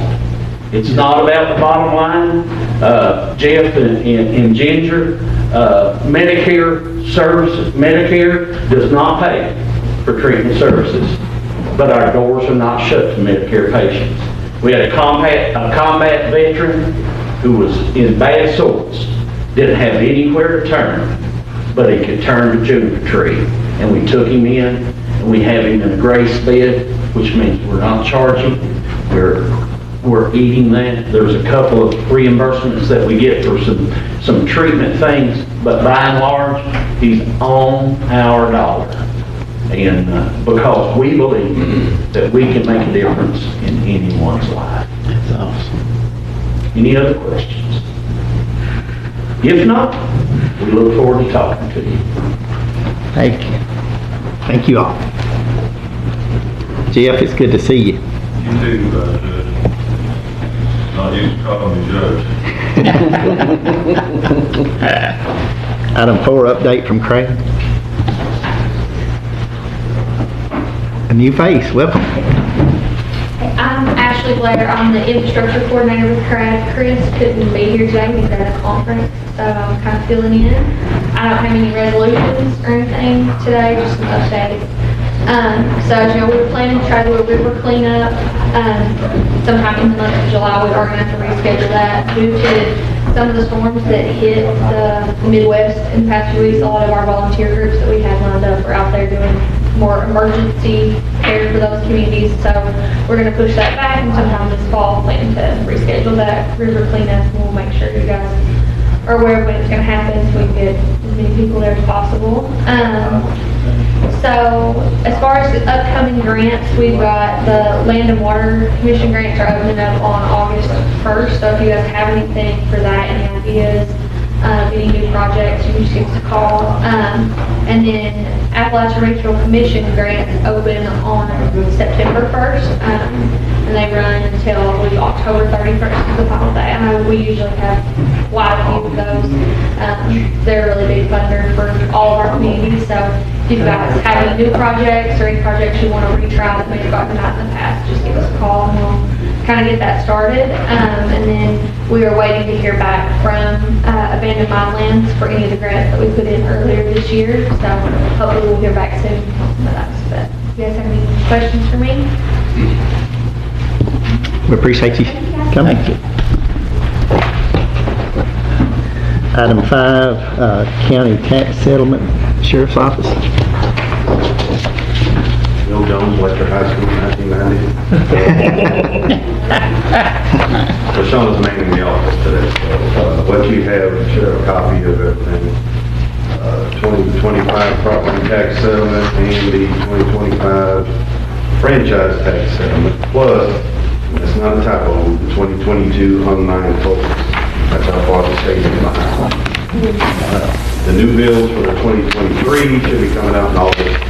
They've already been delayed. So, we'll see. Rashonda says all these balances are ending. State audit. Those are settled out. And they just need your approval today to accept the reports. I'm sure DJ can make sense of all those. I'd have a better chance of transcribing the file than understanding them.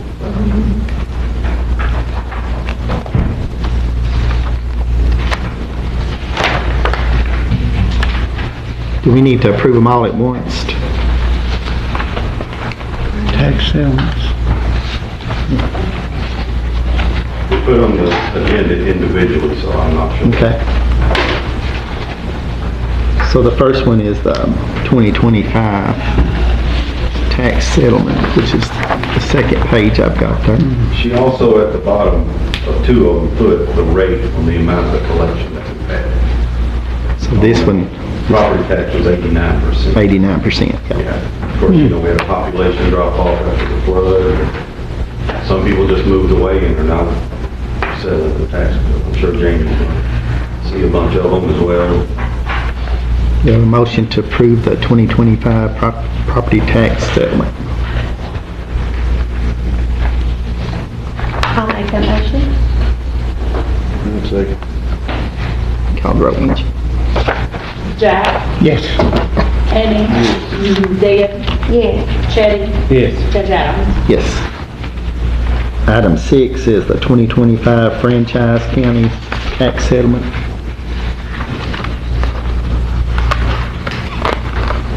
She didn't put a percentage of collection on that. We have a motion to approve that franchise. I'll make the motion. We have a second. The second. Call the roll, Angie. Jack, Yes. Kenny, Deb, Yes. Chetty, Yes. Judge Adams. Yes. Item 7 is the 2022 unmined Cole County tax settlement. Like I said, 2023 should be coming out next month. We'll start that collection. We're at 91% on the 22. 91 on 2022. I'm not sure what the holdup is. A lot of states so far behind, but We have a motion to approve. I'll make that motion. We have a second. A second. Call the roll, Angie. Chetty, Yes. Jack, Yes. Kenny, Yes. Deb, Yes. Judge Adams. Yes. Thank you, Sheriff. Appreciate you. Item 8, jail commissary report. Taylor Bryan. This report right here goes with the 3-page one. You've got a 1-page one that's the end of the month, then you've got a 3-page one that's the end of the year. So this goes with the 3-page one.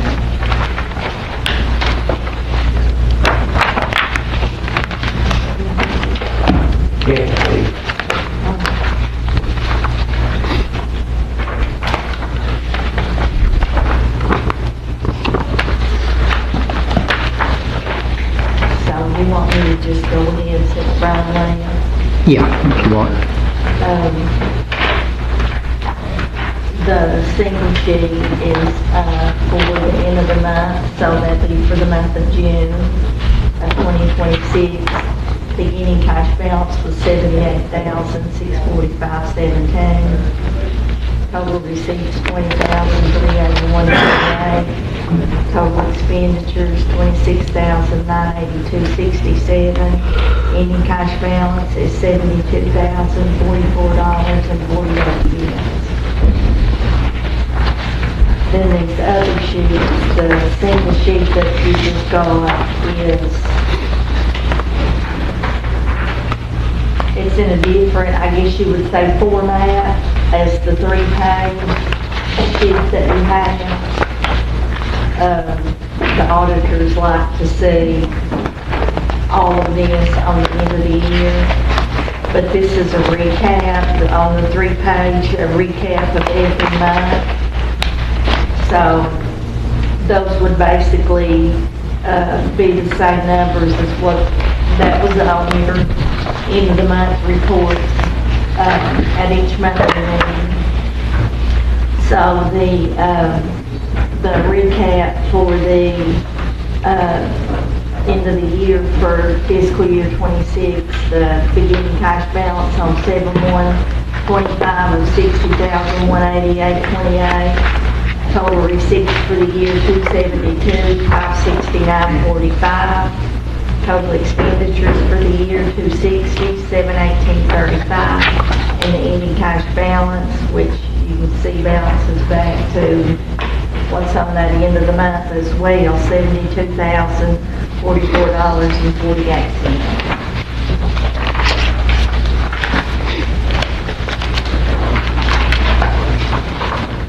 We don't need any kind of motion on that for the year, do we?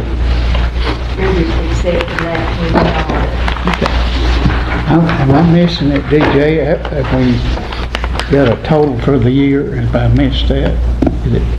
That's the sheet that I just sent around. Okay. Yeah. It'll say 7,125 at the top, Jack. That's Judy.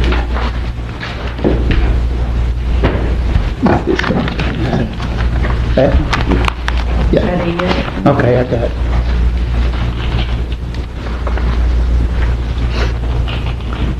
We'll move on to item 9, the second reading of setting a speed limit on Downhill Drive. You got that, Jamie?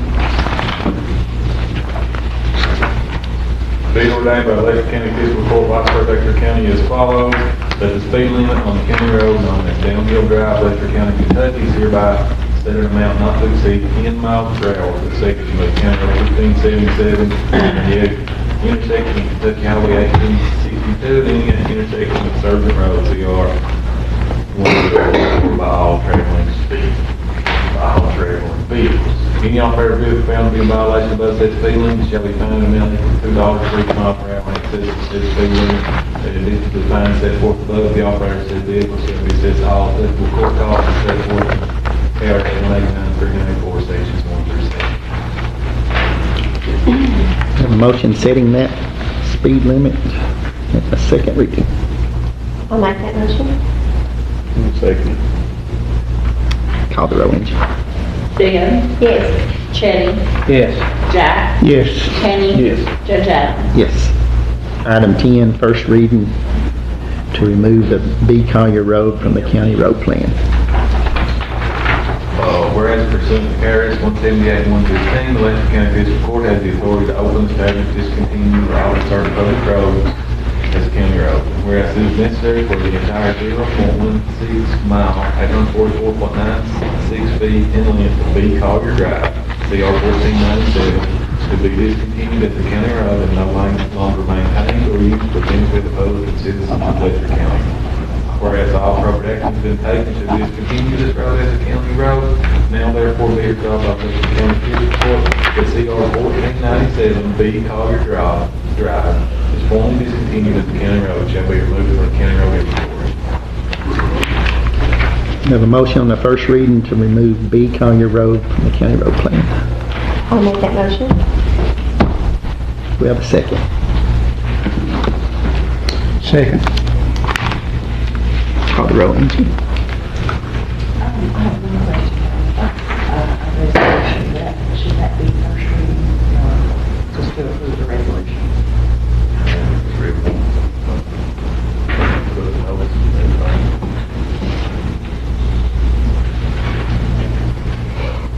So we don't have to read a second on that one, do we? Okay.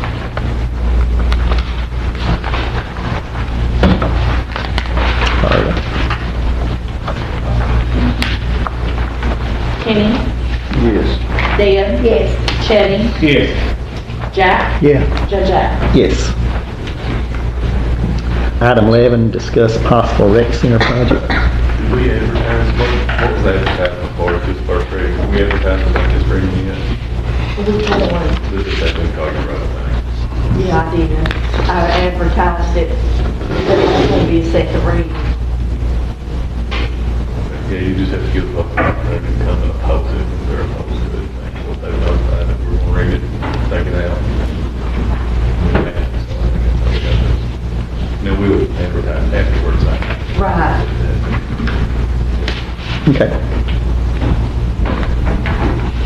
So we don't need the second reading then. Item 11, discuss, it's already here. Welcome, Seth. Hey everybody, you should have 3 copies of bids for laser tag for the old bowling alley. I met with the rec center committee and the judge, and we discussed the possibility of putting it in there. One thing I do want to say about the bids, we have 3 of them. One of them is about $86,000. I'm going to go ahead and do away with that one. But the other 2, you'll see the total for one is $22,698. That's for elite And then you have one that's called Battle, and that's $26,353. I know that Elite is cheaper. I want to go with Battle though, to go on this. The equipment is a lot better. I've talked to their sales team, their marketing team. They've been super helpful. They've sent me presentations. It just seems like a better company to go with. But I'm open to any questions that you guys might have about it. Why don't you explain a little bit about the laser tag and the rec center as a project? So I've circled it on each of these quotes is for 24 units. Given the size of the room, the square footage of the room, that's what each company said was about the right amount of players. So you're looking at 24 units for the room. Basically what we want to do is that, have you guys all been in bowling alley? That top section, we want to put tables and chairs there, make it into a party area, party room. And then the lower section, we want to turn into a laser tag arena. Whether we do inflatable obstacles or we talked about just doing, getting plywood crates, water barrels from around the county, painting them, putting them in there as obstacles, obviously a cheaper route. But what that does for the rec center is it allows me, with a couple things, it allows me to have two parties going at once. It allows me to, so basically I'm doubling a typical weekend. If I'm jam-packed, 5 to 6 parties, that opens it up to 10 to 12 parties. It also opens it up, if it's not booked, people can come in, kids can play by the hour. It doubles my concession sales. I really think that this, given the amount of money and the options for the room, I think this is the quickest way and the best way to get us generating some kind of revenue. I think that'll bring people from outside the county in. I think it'll give kids something to do after school, something that gets them moving, and they really don't even realize that they're doing that. All around, I really think it's the way to go. But again, I'm open to any questions that anybody might have about it. And it will be interesting for the young folks as well as the old. Yeah, so with the Battle Company, like I said, I've done a lot of talking to them. They have arenas all over the country. They say police forces use the arenas as training. Corporations use them for like team building exercises. They do seasonal things, think about Halloween, a haunted laser tag, or a Christmas one. So we can change that, and that's another thing too. It'll be something new, exciting, and then once people, maybe they get used to it, we change it. There's different gameplays, and that's another thing with the Battle Company. They have a lot of different options, a lot of different sounds, a lot of different games. So it's not just go in there and shoot. You can do capture the flag. You can customize it in a lot of different ways. So you actually have a party room up front? Yes. And then they can play the So games even down if here? someone didn't want to do the laser tag and they just wanted to do the party room itself, that would just give us another stream of revenue in and of itself. So it'd be black lights, correct? Yeah, and that's a good thing because the bowling alley is already set up for black lights. And as far as the overhead on this would be the main expense. Other than this, we're really just looking at paint. I mean, there's not a lot of money that's going to be going into this aside from getting the equipment that comes turnkey ready. I've talked to them. When we say they get the check today, it'll take 6 to 8 weeks for us to receive it. And when we receive it, basically we just plug it in and go. So we could potentially have them there within 2 to 3 months and start booking. It's good for all ages. I think that's another thing to kind of point out. The play area that we have now, obviously you're probably looking at birthday parties and fun for kids, maybe up to 6, 7 maybe.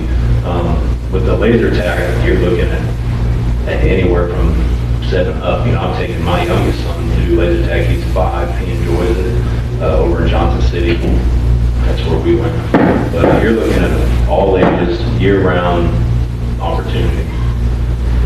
So there's not a close one to us, right, Johnson City? As far as I know, someone told me there's one in Lexington, and the closest one going the other way to Johnson City, as far as I know. That's right. So again, I really think it's a good opportunity for the prospect of people coming from outside of Letcher County into Letcher County to do something new. And then aside from that, you guys have talked a lot about creating jobs today. This is going to be something that will create more jobs within the county. I'll need more people to cover this. But I think as far as making us cash positive, we're the closest, as far as I know, that we've ever been, looking at the numbers month over month. And we're right there just a little something to catapult us, I really think it could be, we could finally, instead of being a hindrance, we could be an assist to the county. So, Yeah, that'd be great, yeah. And the changeability with that, with the props and things, you know, it is very easy to change the course.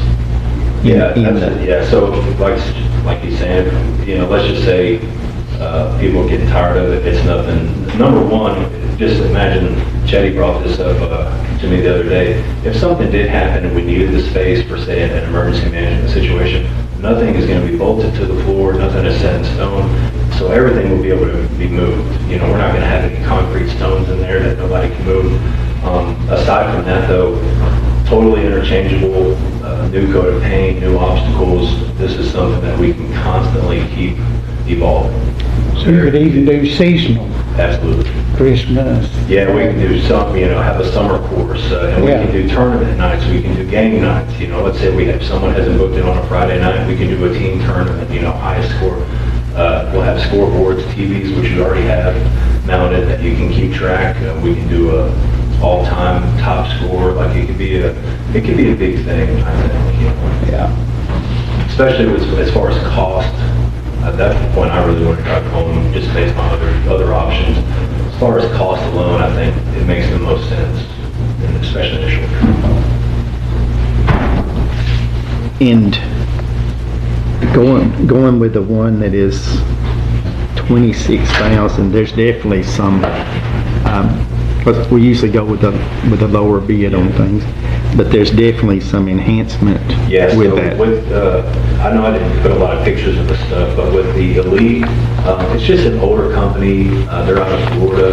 They were actually bought by another company not too long ago. And I don't have a picture of the guns here, but like the Elite one, it's a single hand. They have kind of a Velcro strap that goes around the head. It's cheaper for a reason.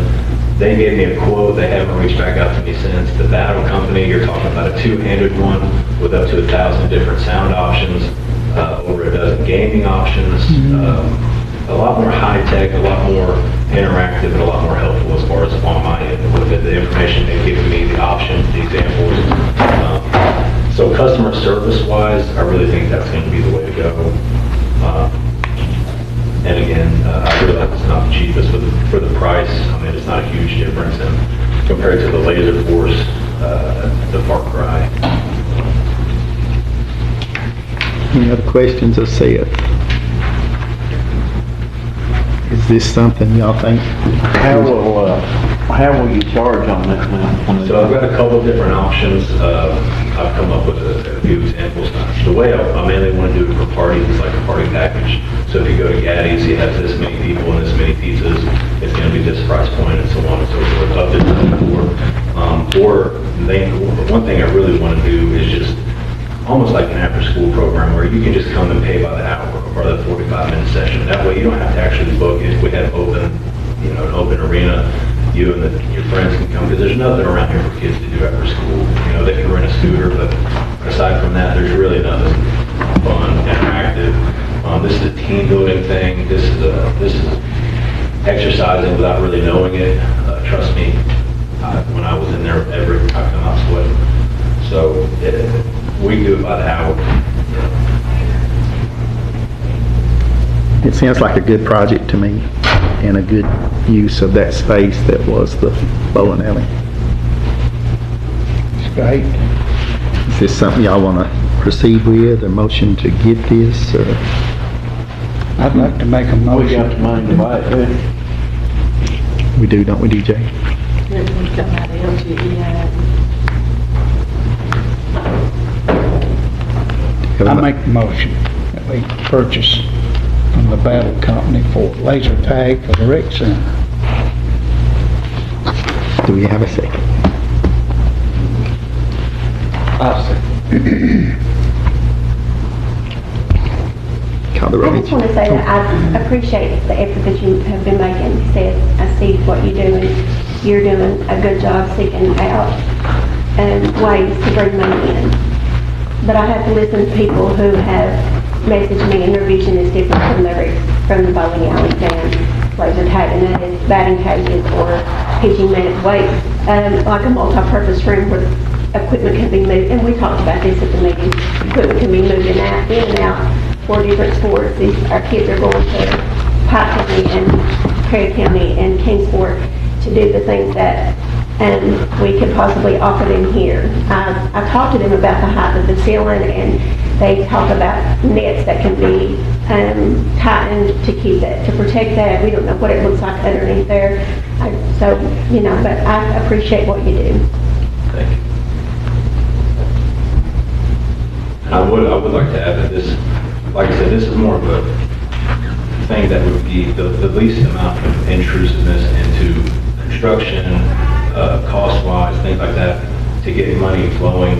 Things like the batting cage, we talked about this when we met, but not putting that out of the question at all, just more so long-term in my vision, as far as the facility is big enough to house things like that. It just, in my mind, it would take a little bit more construction down the road, but certainly not something that we're ruling out. But as far as getting money flowing in the fastest way possible, I think this is it. But obviously, open more in the future. How durable is this equipment? Very durable, and it comes with a warranty. And to put that in perspective, even if one of them, we get 24, if one of them breaks, they're $1,000 to replace. So after a year, if that did happen, my thought process was we could let up to 4 of them kind of go, and we still have 20 before we put in another order. So, but they are very durable, and that's another reason why I wanted to go with Battle. You can kind of see the pictures on the Elite. They're not the best, they're kind of cheap. But I'll get you some pictures. If anybody wants, by the way, I can email, but I'll get you some pictures, Kenny, of the And I second Jack's motion, and we do need back cages in this county. I think this will do a whole big group, back cages will do certain groups. And I think as a court, we need to look at the CRAD or any funding that we could get to put it inside back for the whole county could use. And what you also have to think about, though, is it's a smaller group that we're attracting, but it's for longevity. It's years and years. Yeah. And, that's my thought on it is, there's a lot of kids over the years that's going to use the multi-purpose room as opposed to the laser tag. Well, you got archery, they need a place, but I feel like to cover the whole spectrum of age groups, you can bring in a lot. You can bring in teams like basketball team versus baseball team. You're going to continue to get a different age group. I want a batting cage. We've got to find a way to get it. Archery, definitely got to find a way to get archery. But this will get revenue flowing, just like you said. We've got to get rolling. Here's the thing I think about though too. We need revenue, it may create revenue. But these kids can't make it to the rec center, much less going to have to pay to do another activity. We're living in poor people live here. If they get to come to the rec center to plus for them, much less when they get there, they're going to have to pay again. Well, I'd be open to doing some kind of sponsorship, like even if it comes. The thing with that is, like, I don't know the time frame, but a big thing was events. The rec center's not doing events. Well, now we're doing events, and we're getting people that show up. But we're not, in my mind, maybe I'm just greedy. I want more, I want more engagement, more involvement. But in my mind, if we can keep the events moving and growing, we can keep, and we can introduce new stuff like this, I feel like that'll kind of take care of itself. And again, if we can create more jobs in the process, I've got 2 college kids now that are seasonal. Maybe their younger brother or sister, we get through OKLP, we get workers through them. They're in high school. That doesn't come out of the county's pocket. That comes from OKLP. So I think there's a lot of different revenue streams and there's a lot of different opportunities. But we have to keep introducing things like this. It's going to do more than keeping the room vacant. Yeah. For the amount of money you're spending, the time-wise to get it started is, to me, it just seems logical that you would get some money flow, which is what we've been sitting here all these years looking for something to gain some money. Well, I can tell you that just in the playroom and the party room that I have now, summer's always a little bit slower. This summer has been packed to the brim. I'm taking bookings for next year already, so imagine doubling that. So that's Even if it's just the room itself and not the laser room, that's money that we're not getting right now. I've got people calling for November, December, 2027. So there's a want, there's a need, there's people spending money. I get where Kenny's coming from, trust me. Yeah, I'm gonna give you another example on that too. You know, Sand Lake had a free kids day this past weekend. And I was shocked that they wasn't no more kids there. And you know, they had big water slides, they had a mechanical bull, free food. And you know, they just don't show up. And I found that we had the kids day. Because most of that, the grandparents is raising the grandkids and they're on fixed income and they can't afford to go.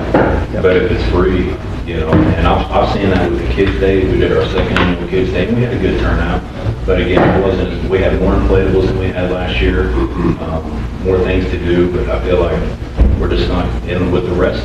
Tons of people came, but not very many people from Letcher County came. A lot of people from Pike County came. I don't know what that engagement is. I don't know what I'm not seeing, but something's got to change there, or Letcher County becomes more involved with what's going on in Letcher County. Yep. So we got a motion and a second to purchase the laser tag equipment. Call the roll, Angie. Jack, Yes. Kenny, Nobody else sustained that one. Deb, No. Chetty, Yes. Judge Adams. Yes.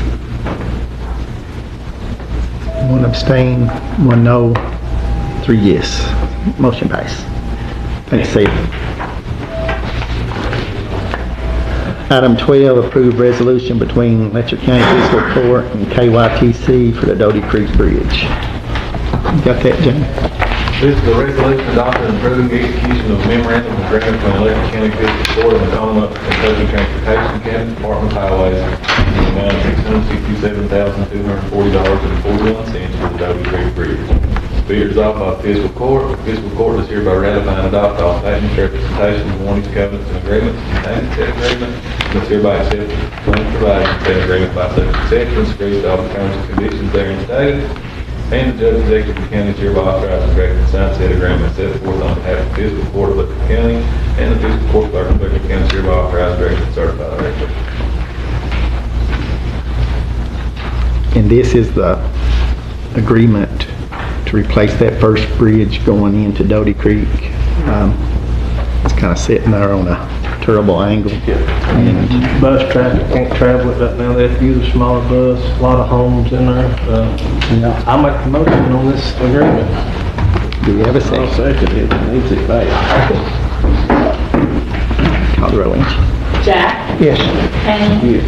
Deb, Chetty, Yes. Judge Adams. Yes. Item 13, approve the surplus sale list and discuss the auction. Got a pretty good inventory for surplus.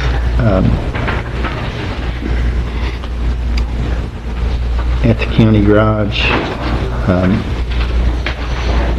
we had vehicles there that was from the sheriff's department that was donated after the 22 flood that they've upgraded, and several things from the road department. Let's need a motion to declare these items surplus.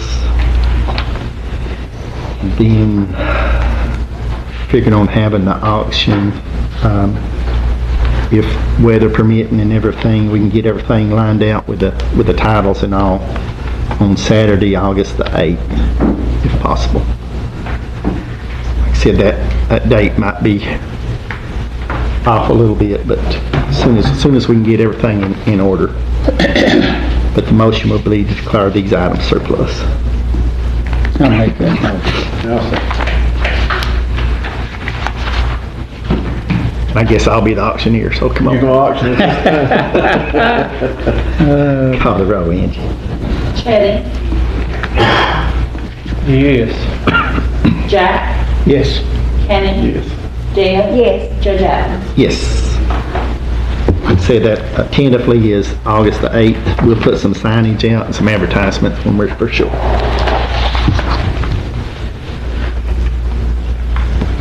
Item 14, discuss the fire department expenses. We had talked about that earlier. DJ and I have talked on that increase there.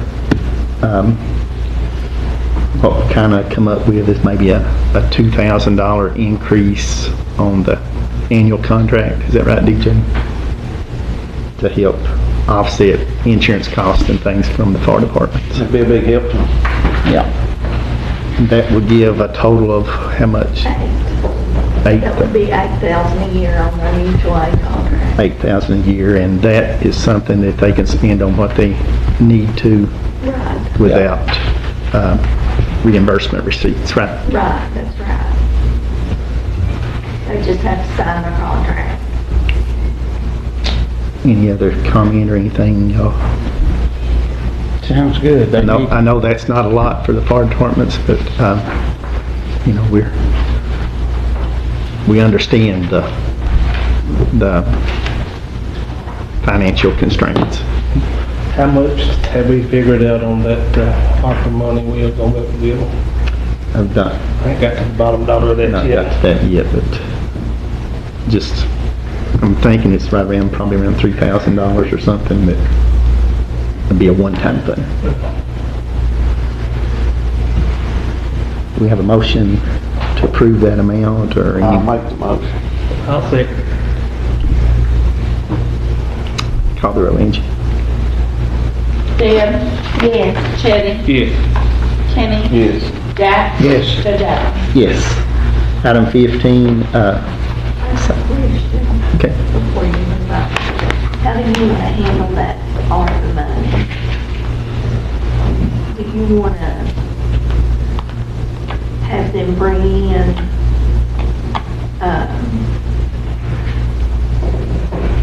like say, if it is $3,000 worth of invoices and cancel checks in order to be reimbursed? Yeah, I think that most of that would be insurance for the increase on the insurance, I would imagine, but yeah, bring receipts in and we reimburse that. It's pretty much how you do other stuff, ain't it? Yep. Item 15, signage honoring our veterans. Quentin Lee Childers, U.S. Army. Jim? Whereas citizens of Letcher County have contributed their time to the United States military to defend our nation's freedom. And whereas Letcher County wishes to express their gratitude by honoring veterans, and whereas Letcher County wishes to take the appropriate action as certain roads properly named on said veterans. Now therefore be resolved that all appropriate action be taken. The following name listed on County Road 1045, Gant Branch Road, in memory of Quinn Lee Childers, Private D1, U.S. Army. Have a motion to approve. I'll make that motion. I'll say. Call the roll, Angie. Kenny, Yes. Deb, Yes. Chetty, Yes. Jack, Yes. Judge Adams. Yes. Item 16, new hires. Eddie Hall, jail. Gabriel Caudle, LGA, that's the parks. Jesse Fox, jail.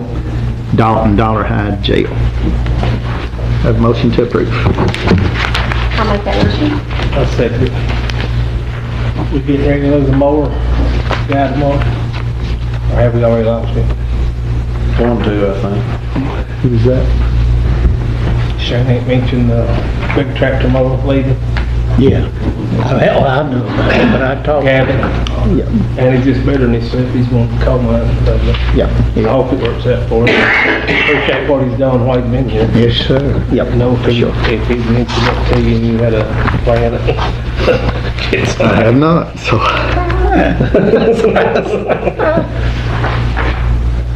Now I'm nervous. Okay, item 7, approve the pay rates. This is something we have to do annually. Annually, per the audit. Okay, call the roll, please, on the last. Jack? Yes. Kenny?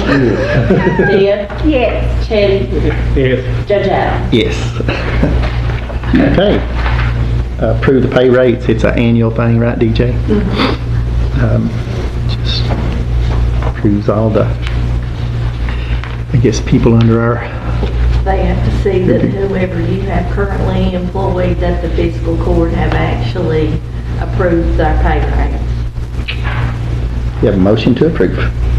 I'll make it. Second. Call the roll, Angie. Jack? Yes. Kenny? Yes. Dia? Yes. Chitty? Yes. Judge Adams? Yes. Item 18, the treasurer's report. For the month of June, general fund beginning balance 261, 860, 129. Revenue received 360, 175, 40. Disbursements 274, 988, 33. Ending cash balance is 347, $48.36. Road department beginning balance 4,880, 639.05. Revenue received 3611.88. This, I'm leaving out transfer. Transferred in 800,000. Voided checks 13,402.06 and dispersed 938,371.66. Ending cash balance is 4,759,281.33. Jail fund beginning balance 413,707.93. Revenue received 85,64.26. Disbursements 130,992.43. Ending cash balance is 291,644.84. WEA fund beginning balance 961,331.64. Revenue received 121,604.79. Dispersed 304,865.09. Ending cash balance is 778,071.34. Forestry fund beginning and ending balance is 2768.20. No revenue, no disbursements. The horse trail CD is $40,000. ARPA fund beginning balance 196,510.14. Revenue received 2418. Disbursements $2,500. Ending cash balance is 194,034.32. So that's the current number that we'll be working off of for the parks and the fire departments. What was that disbursement, DJ? Pardon me? Disbursement of 20. $2,500. I wouldn't know that if you hadn't asked me. Let's see, let me think.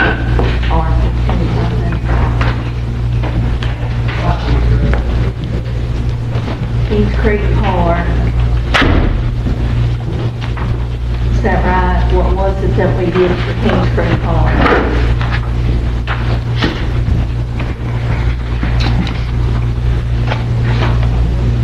I don't remember. We'll come back to it. Okay, I can look that up. Let's see, I don't have my check register in here with me from last month. Okay, I can look that up. Okay. Police Memorial Fund beginning and ending balance is 105 with no revenue and no disbursements. Tourism Martindale Banks Fund beginning and ending balance 7380.75. No revenue, no disbursements.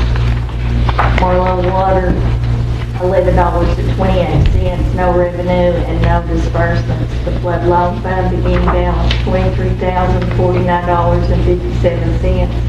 Revenue received $4.74, no disbursements. Any cash balance is $23,054.31.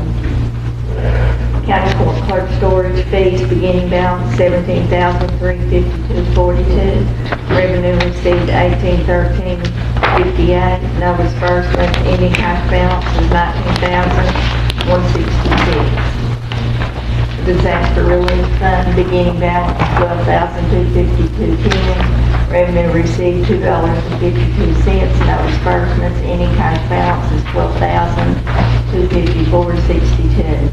Former City of Lackey, beginning balance $51,901.86. Revenue received $10.66, no disbursements, ending cash balance is $51,912.52. EK State Fund, beginning balance $2,359,847.54. Revenue received $276.51. Disbursements through 12/3/45. Transferred out $1.6 million. Cash balance is $447,779.05. Local Assistance and Travel Consistency Fund, beginning balance $100,410.10. Revenue received $12.38, no disbursements, ending cash balance is $100,422.48. National Opioid Fund, beginning balance $574,706.93. Revenue received $84,52.93. Disbursements $159,910. Ending cash balance is $423,249.86. The buyout fund, beginning balance $1,595,543.38. Revenue received $27,970.73.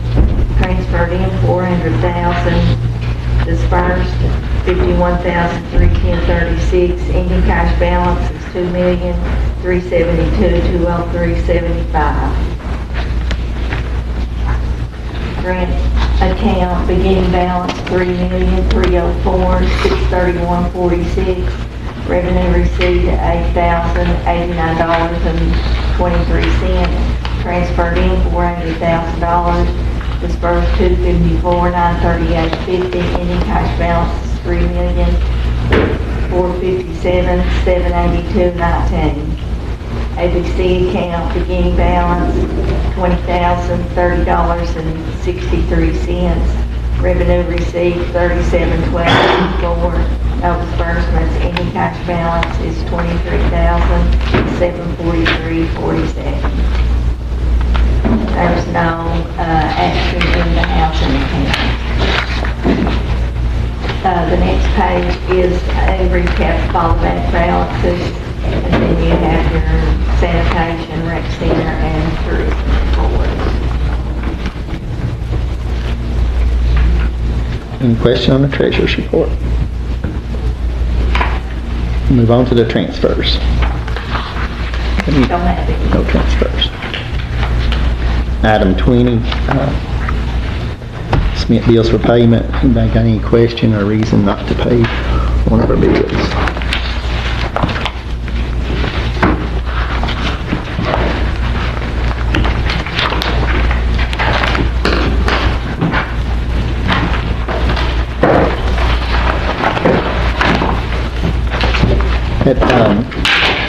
There you go. One thing I want to discuss too is their bridge projects. Because y'all will find out that $2,500. Okay.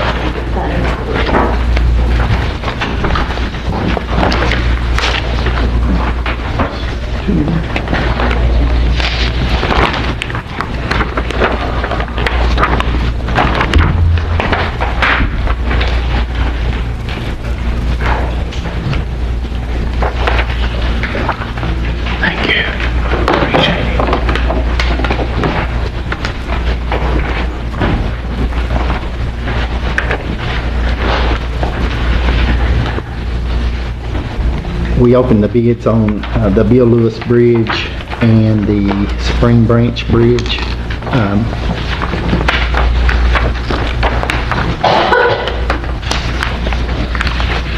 We'll look at the Bill Lewis Bridge first.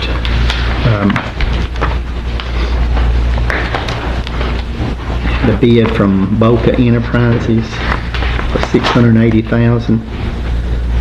Westwood Pressure Washing at $543,000.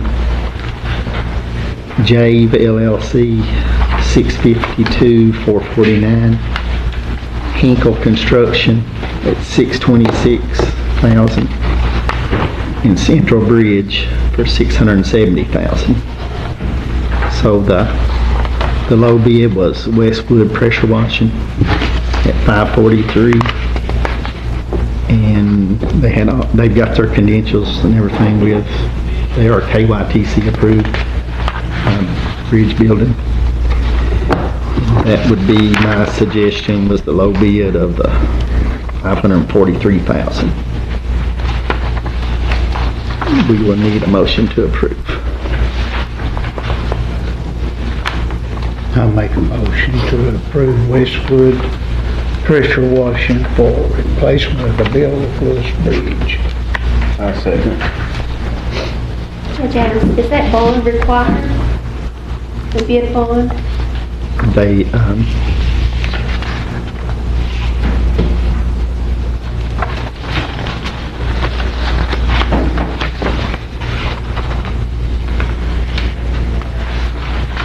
they will have, I don't think a bid bond was required, I don't believe.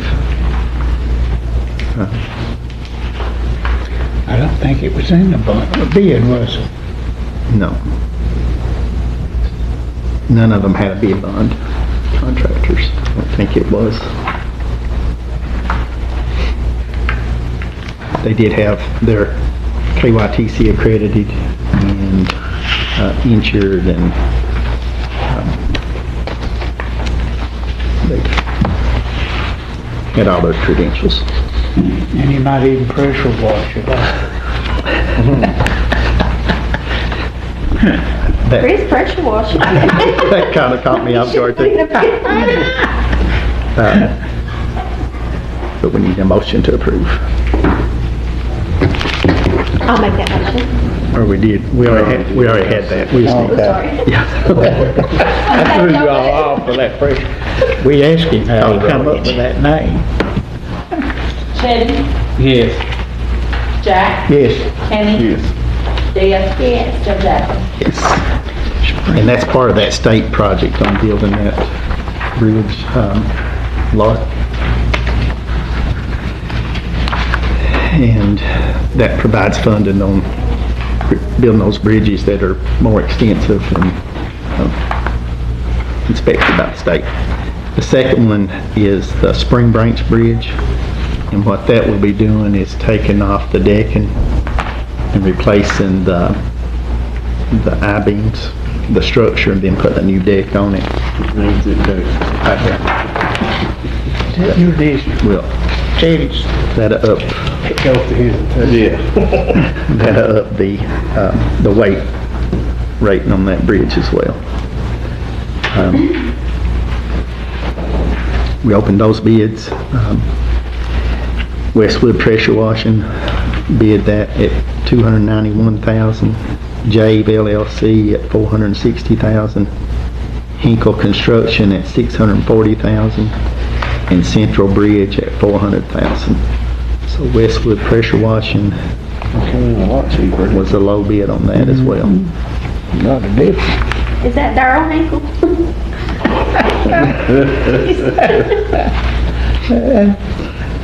So that project was an 80/20 bridge project, which is maxed out at $100,000, and our part would have been $20,000. But you see, it was over budget by $191,000.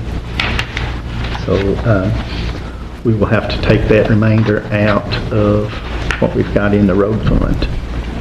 DJ, we do have that access to do that, right? On that 80/20. It's the bridge that we talked about this morning.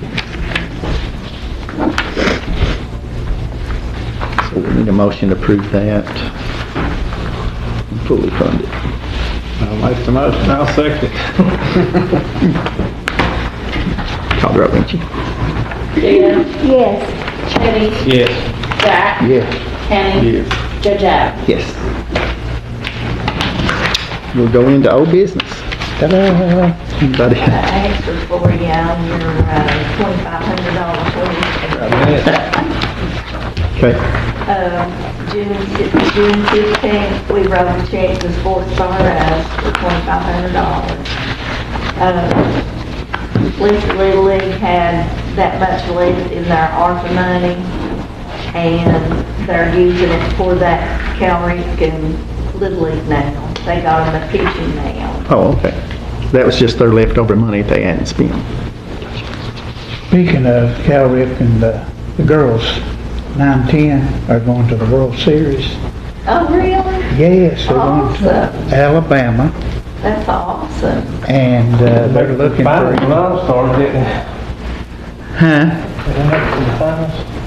They did make it to the finals of state. They runner-up in state, so runner-up and champions win.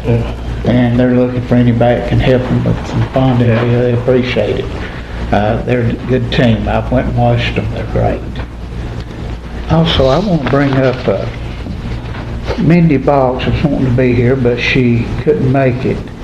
I'm going to read this for you all. This is a proposal for the purchase of an installation of a bear-proof garbage can at Eola Park, designed to securely contain waste and prevent access by bears and other wildlife, if that's possible. The work, simply one heavy-duty bear-proof garbage can delivered to the property and installed and ensure that it's properly functional. And she says the benefits will help prevent bears, wildlife from excessive garbage, reduce the risk of wildlife encounters, promote a cleaner and safer park, and meet the needs of secure waste storage. Total cost that she has came up with is $850, and she wanted to thank you all for considering getting one for her. So, she probably does need it. I know that they fed the bears over to the Eola school for years. I talked to Mindy, because if y'all remember, we purchased one for Thornton Park, and it has worked great. And Rustic Brewster makes those, and Mindy is just going to try to lock that after hours, and then give the person, if the person rents the park, give them the key, make sure that it's worked out really well for Thornton Park. I've not had any complaints about it. The prices have went up, but so was everything else. I think we paid $600 or $650, so It's worth it, isn't it? It sure is. Keep the garbage up on. Yeah. Situation. We need a motion on that? We did. I'll make a motion that we go ahead and get the bear-proof garbage can for the Eola Park for the price of $850. Call the roll, ain't you? Kenny? Yes. Deb? Yes. Chetty? Yes. Jack? Yes. Judge Adams? Yes. Any other old business? Or a motion to adjourn? Oh, I got that was quick. Okay. I got a road I need. Go ahead. I'm on a road. I got up on the O, I need to get them to check the speed limit. It's definitely a short road, and if they come out there 20 mile an hour, there's kids that play right next to the road at the beginning when you come off of 805 there. So it needs to be checked. Twin Creeks Road. Twin Creeks. Is that Twin Creek, Chetty, am I right? Right before the bridge that goes up the mountain, there's a little road right. Is that Twin Creeks? I don't have my phone, but I think it is, Terry. I'll check and see. This little short road on the right there, ain't it? Yeah, little short road on the right. We'll call it that for Twin Creeks. I'd say it's probably not 100 yards long, probably. It's about 4 houses back there. What are you talking about checking the speed limit at? Right there at the beginning of it, this first house on the left, kids have got toys all over the yard. And the lady called me, and she said something. You ain't talking about on the main road, you're actually talking about one of Up in Twin Creeks. Yeah. Of that state there, ain't it? Right there on the main. State's right there next to it. It's just a corner of the yard. So you'll make a motion to do a speed limit study? I'll make a motion that we check the speed limit on that road for Twin Creeks. Do I have a second?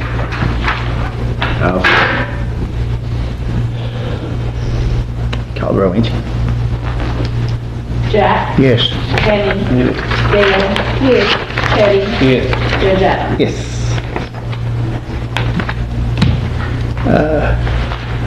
I don't ask Spanky, how much does a fire truck weigh, Spanky, some of your biggest trucks? Do they weigh? Depends on the size of the tank on the truck. Tanker, heavy? I mean, it depends on the body, but yeah, everything's heavy. Yeah. I was just wondering, just kind of wanting an idea. Any other old business? Motion to adjourn. Thank you. Second? Dinner time. Supper. Call the roll, Angie. Jack? Yes. Kenny? Yes. Dale? Yes. Teddy? Yes. Judge Adams? Yes. Stella, do you hear that? Next time, I'm ready to go.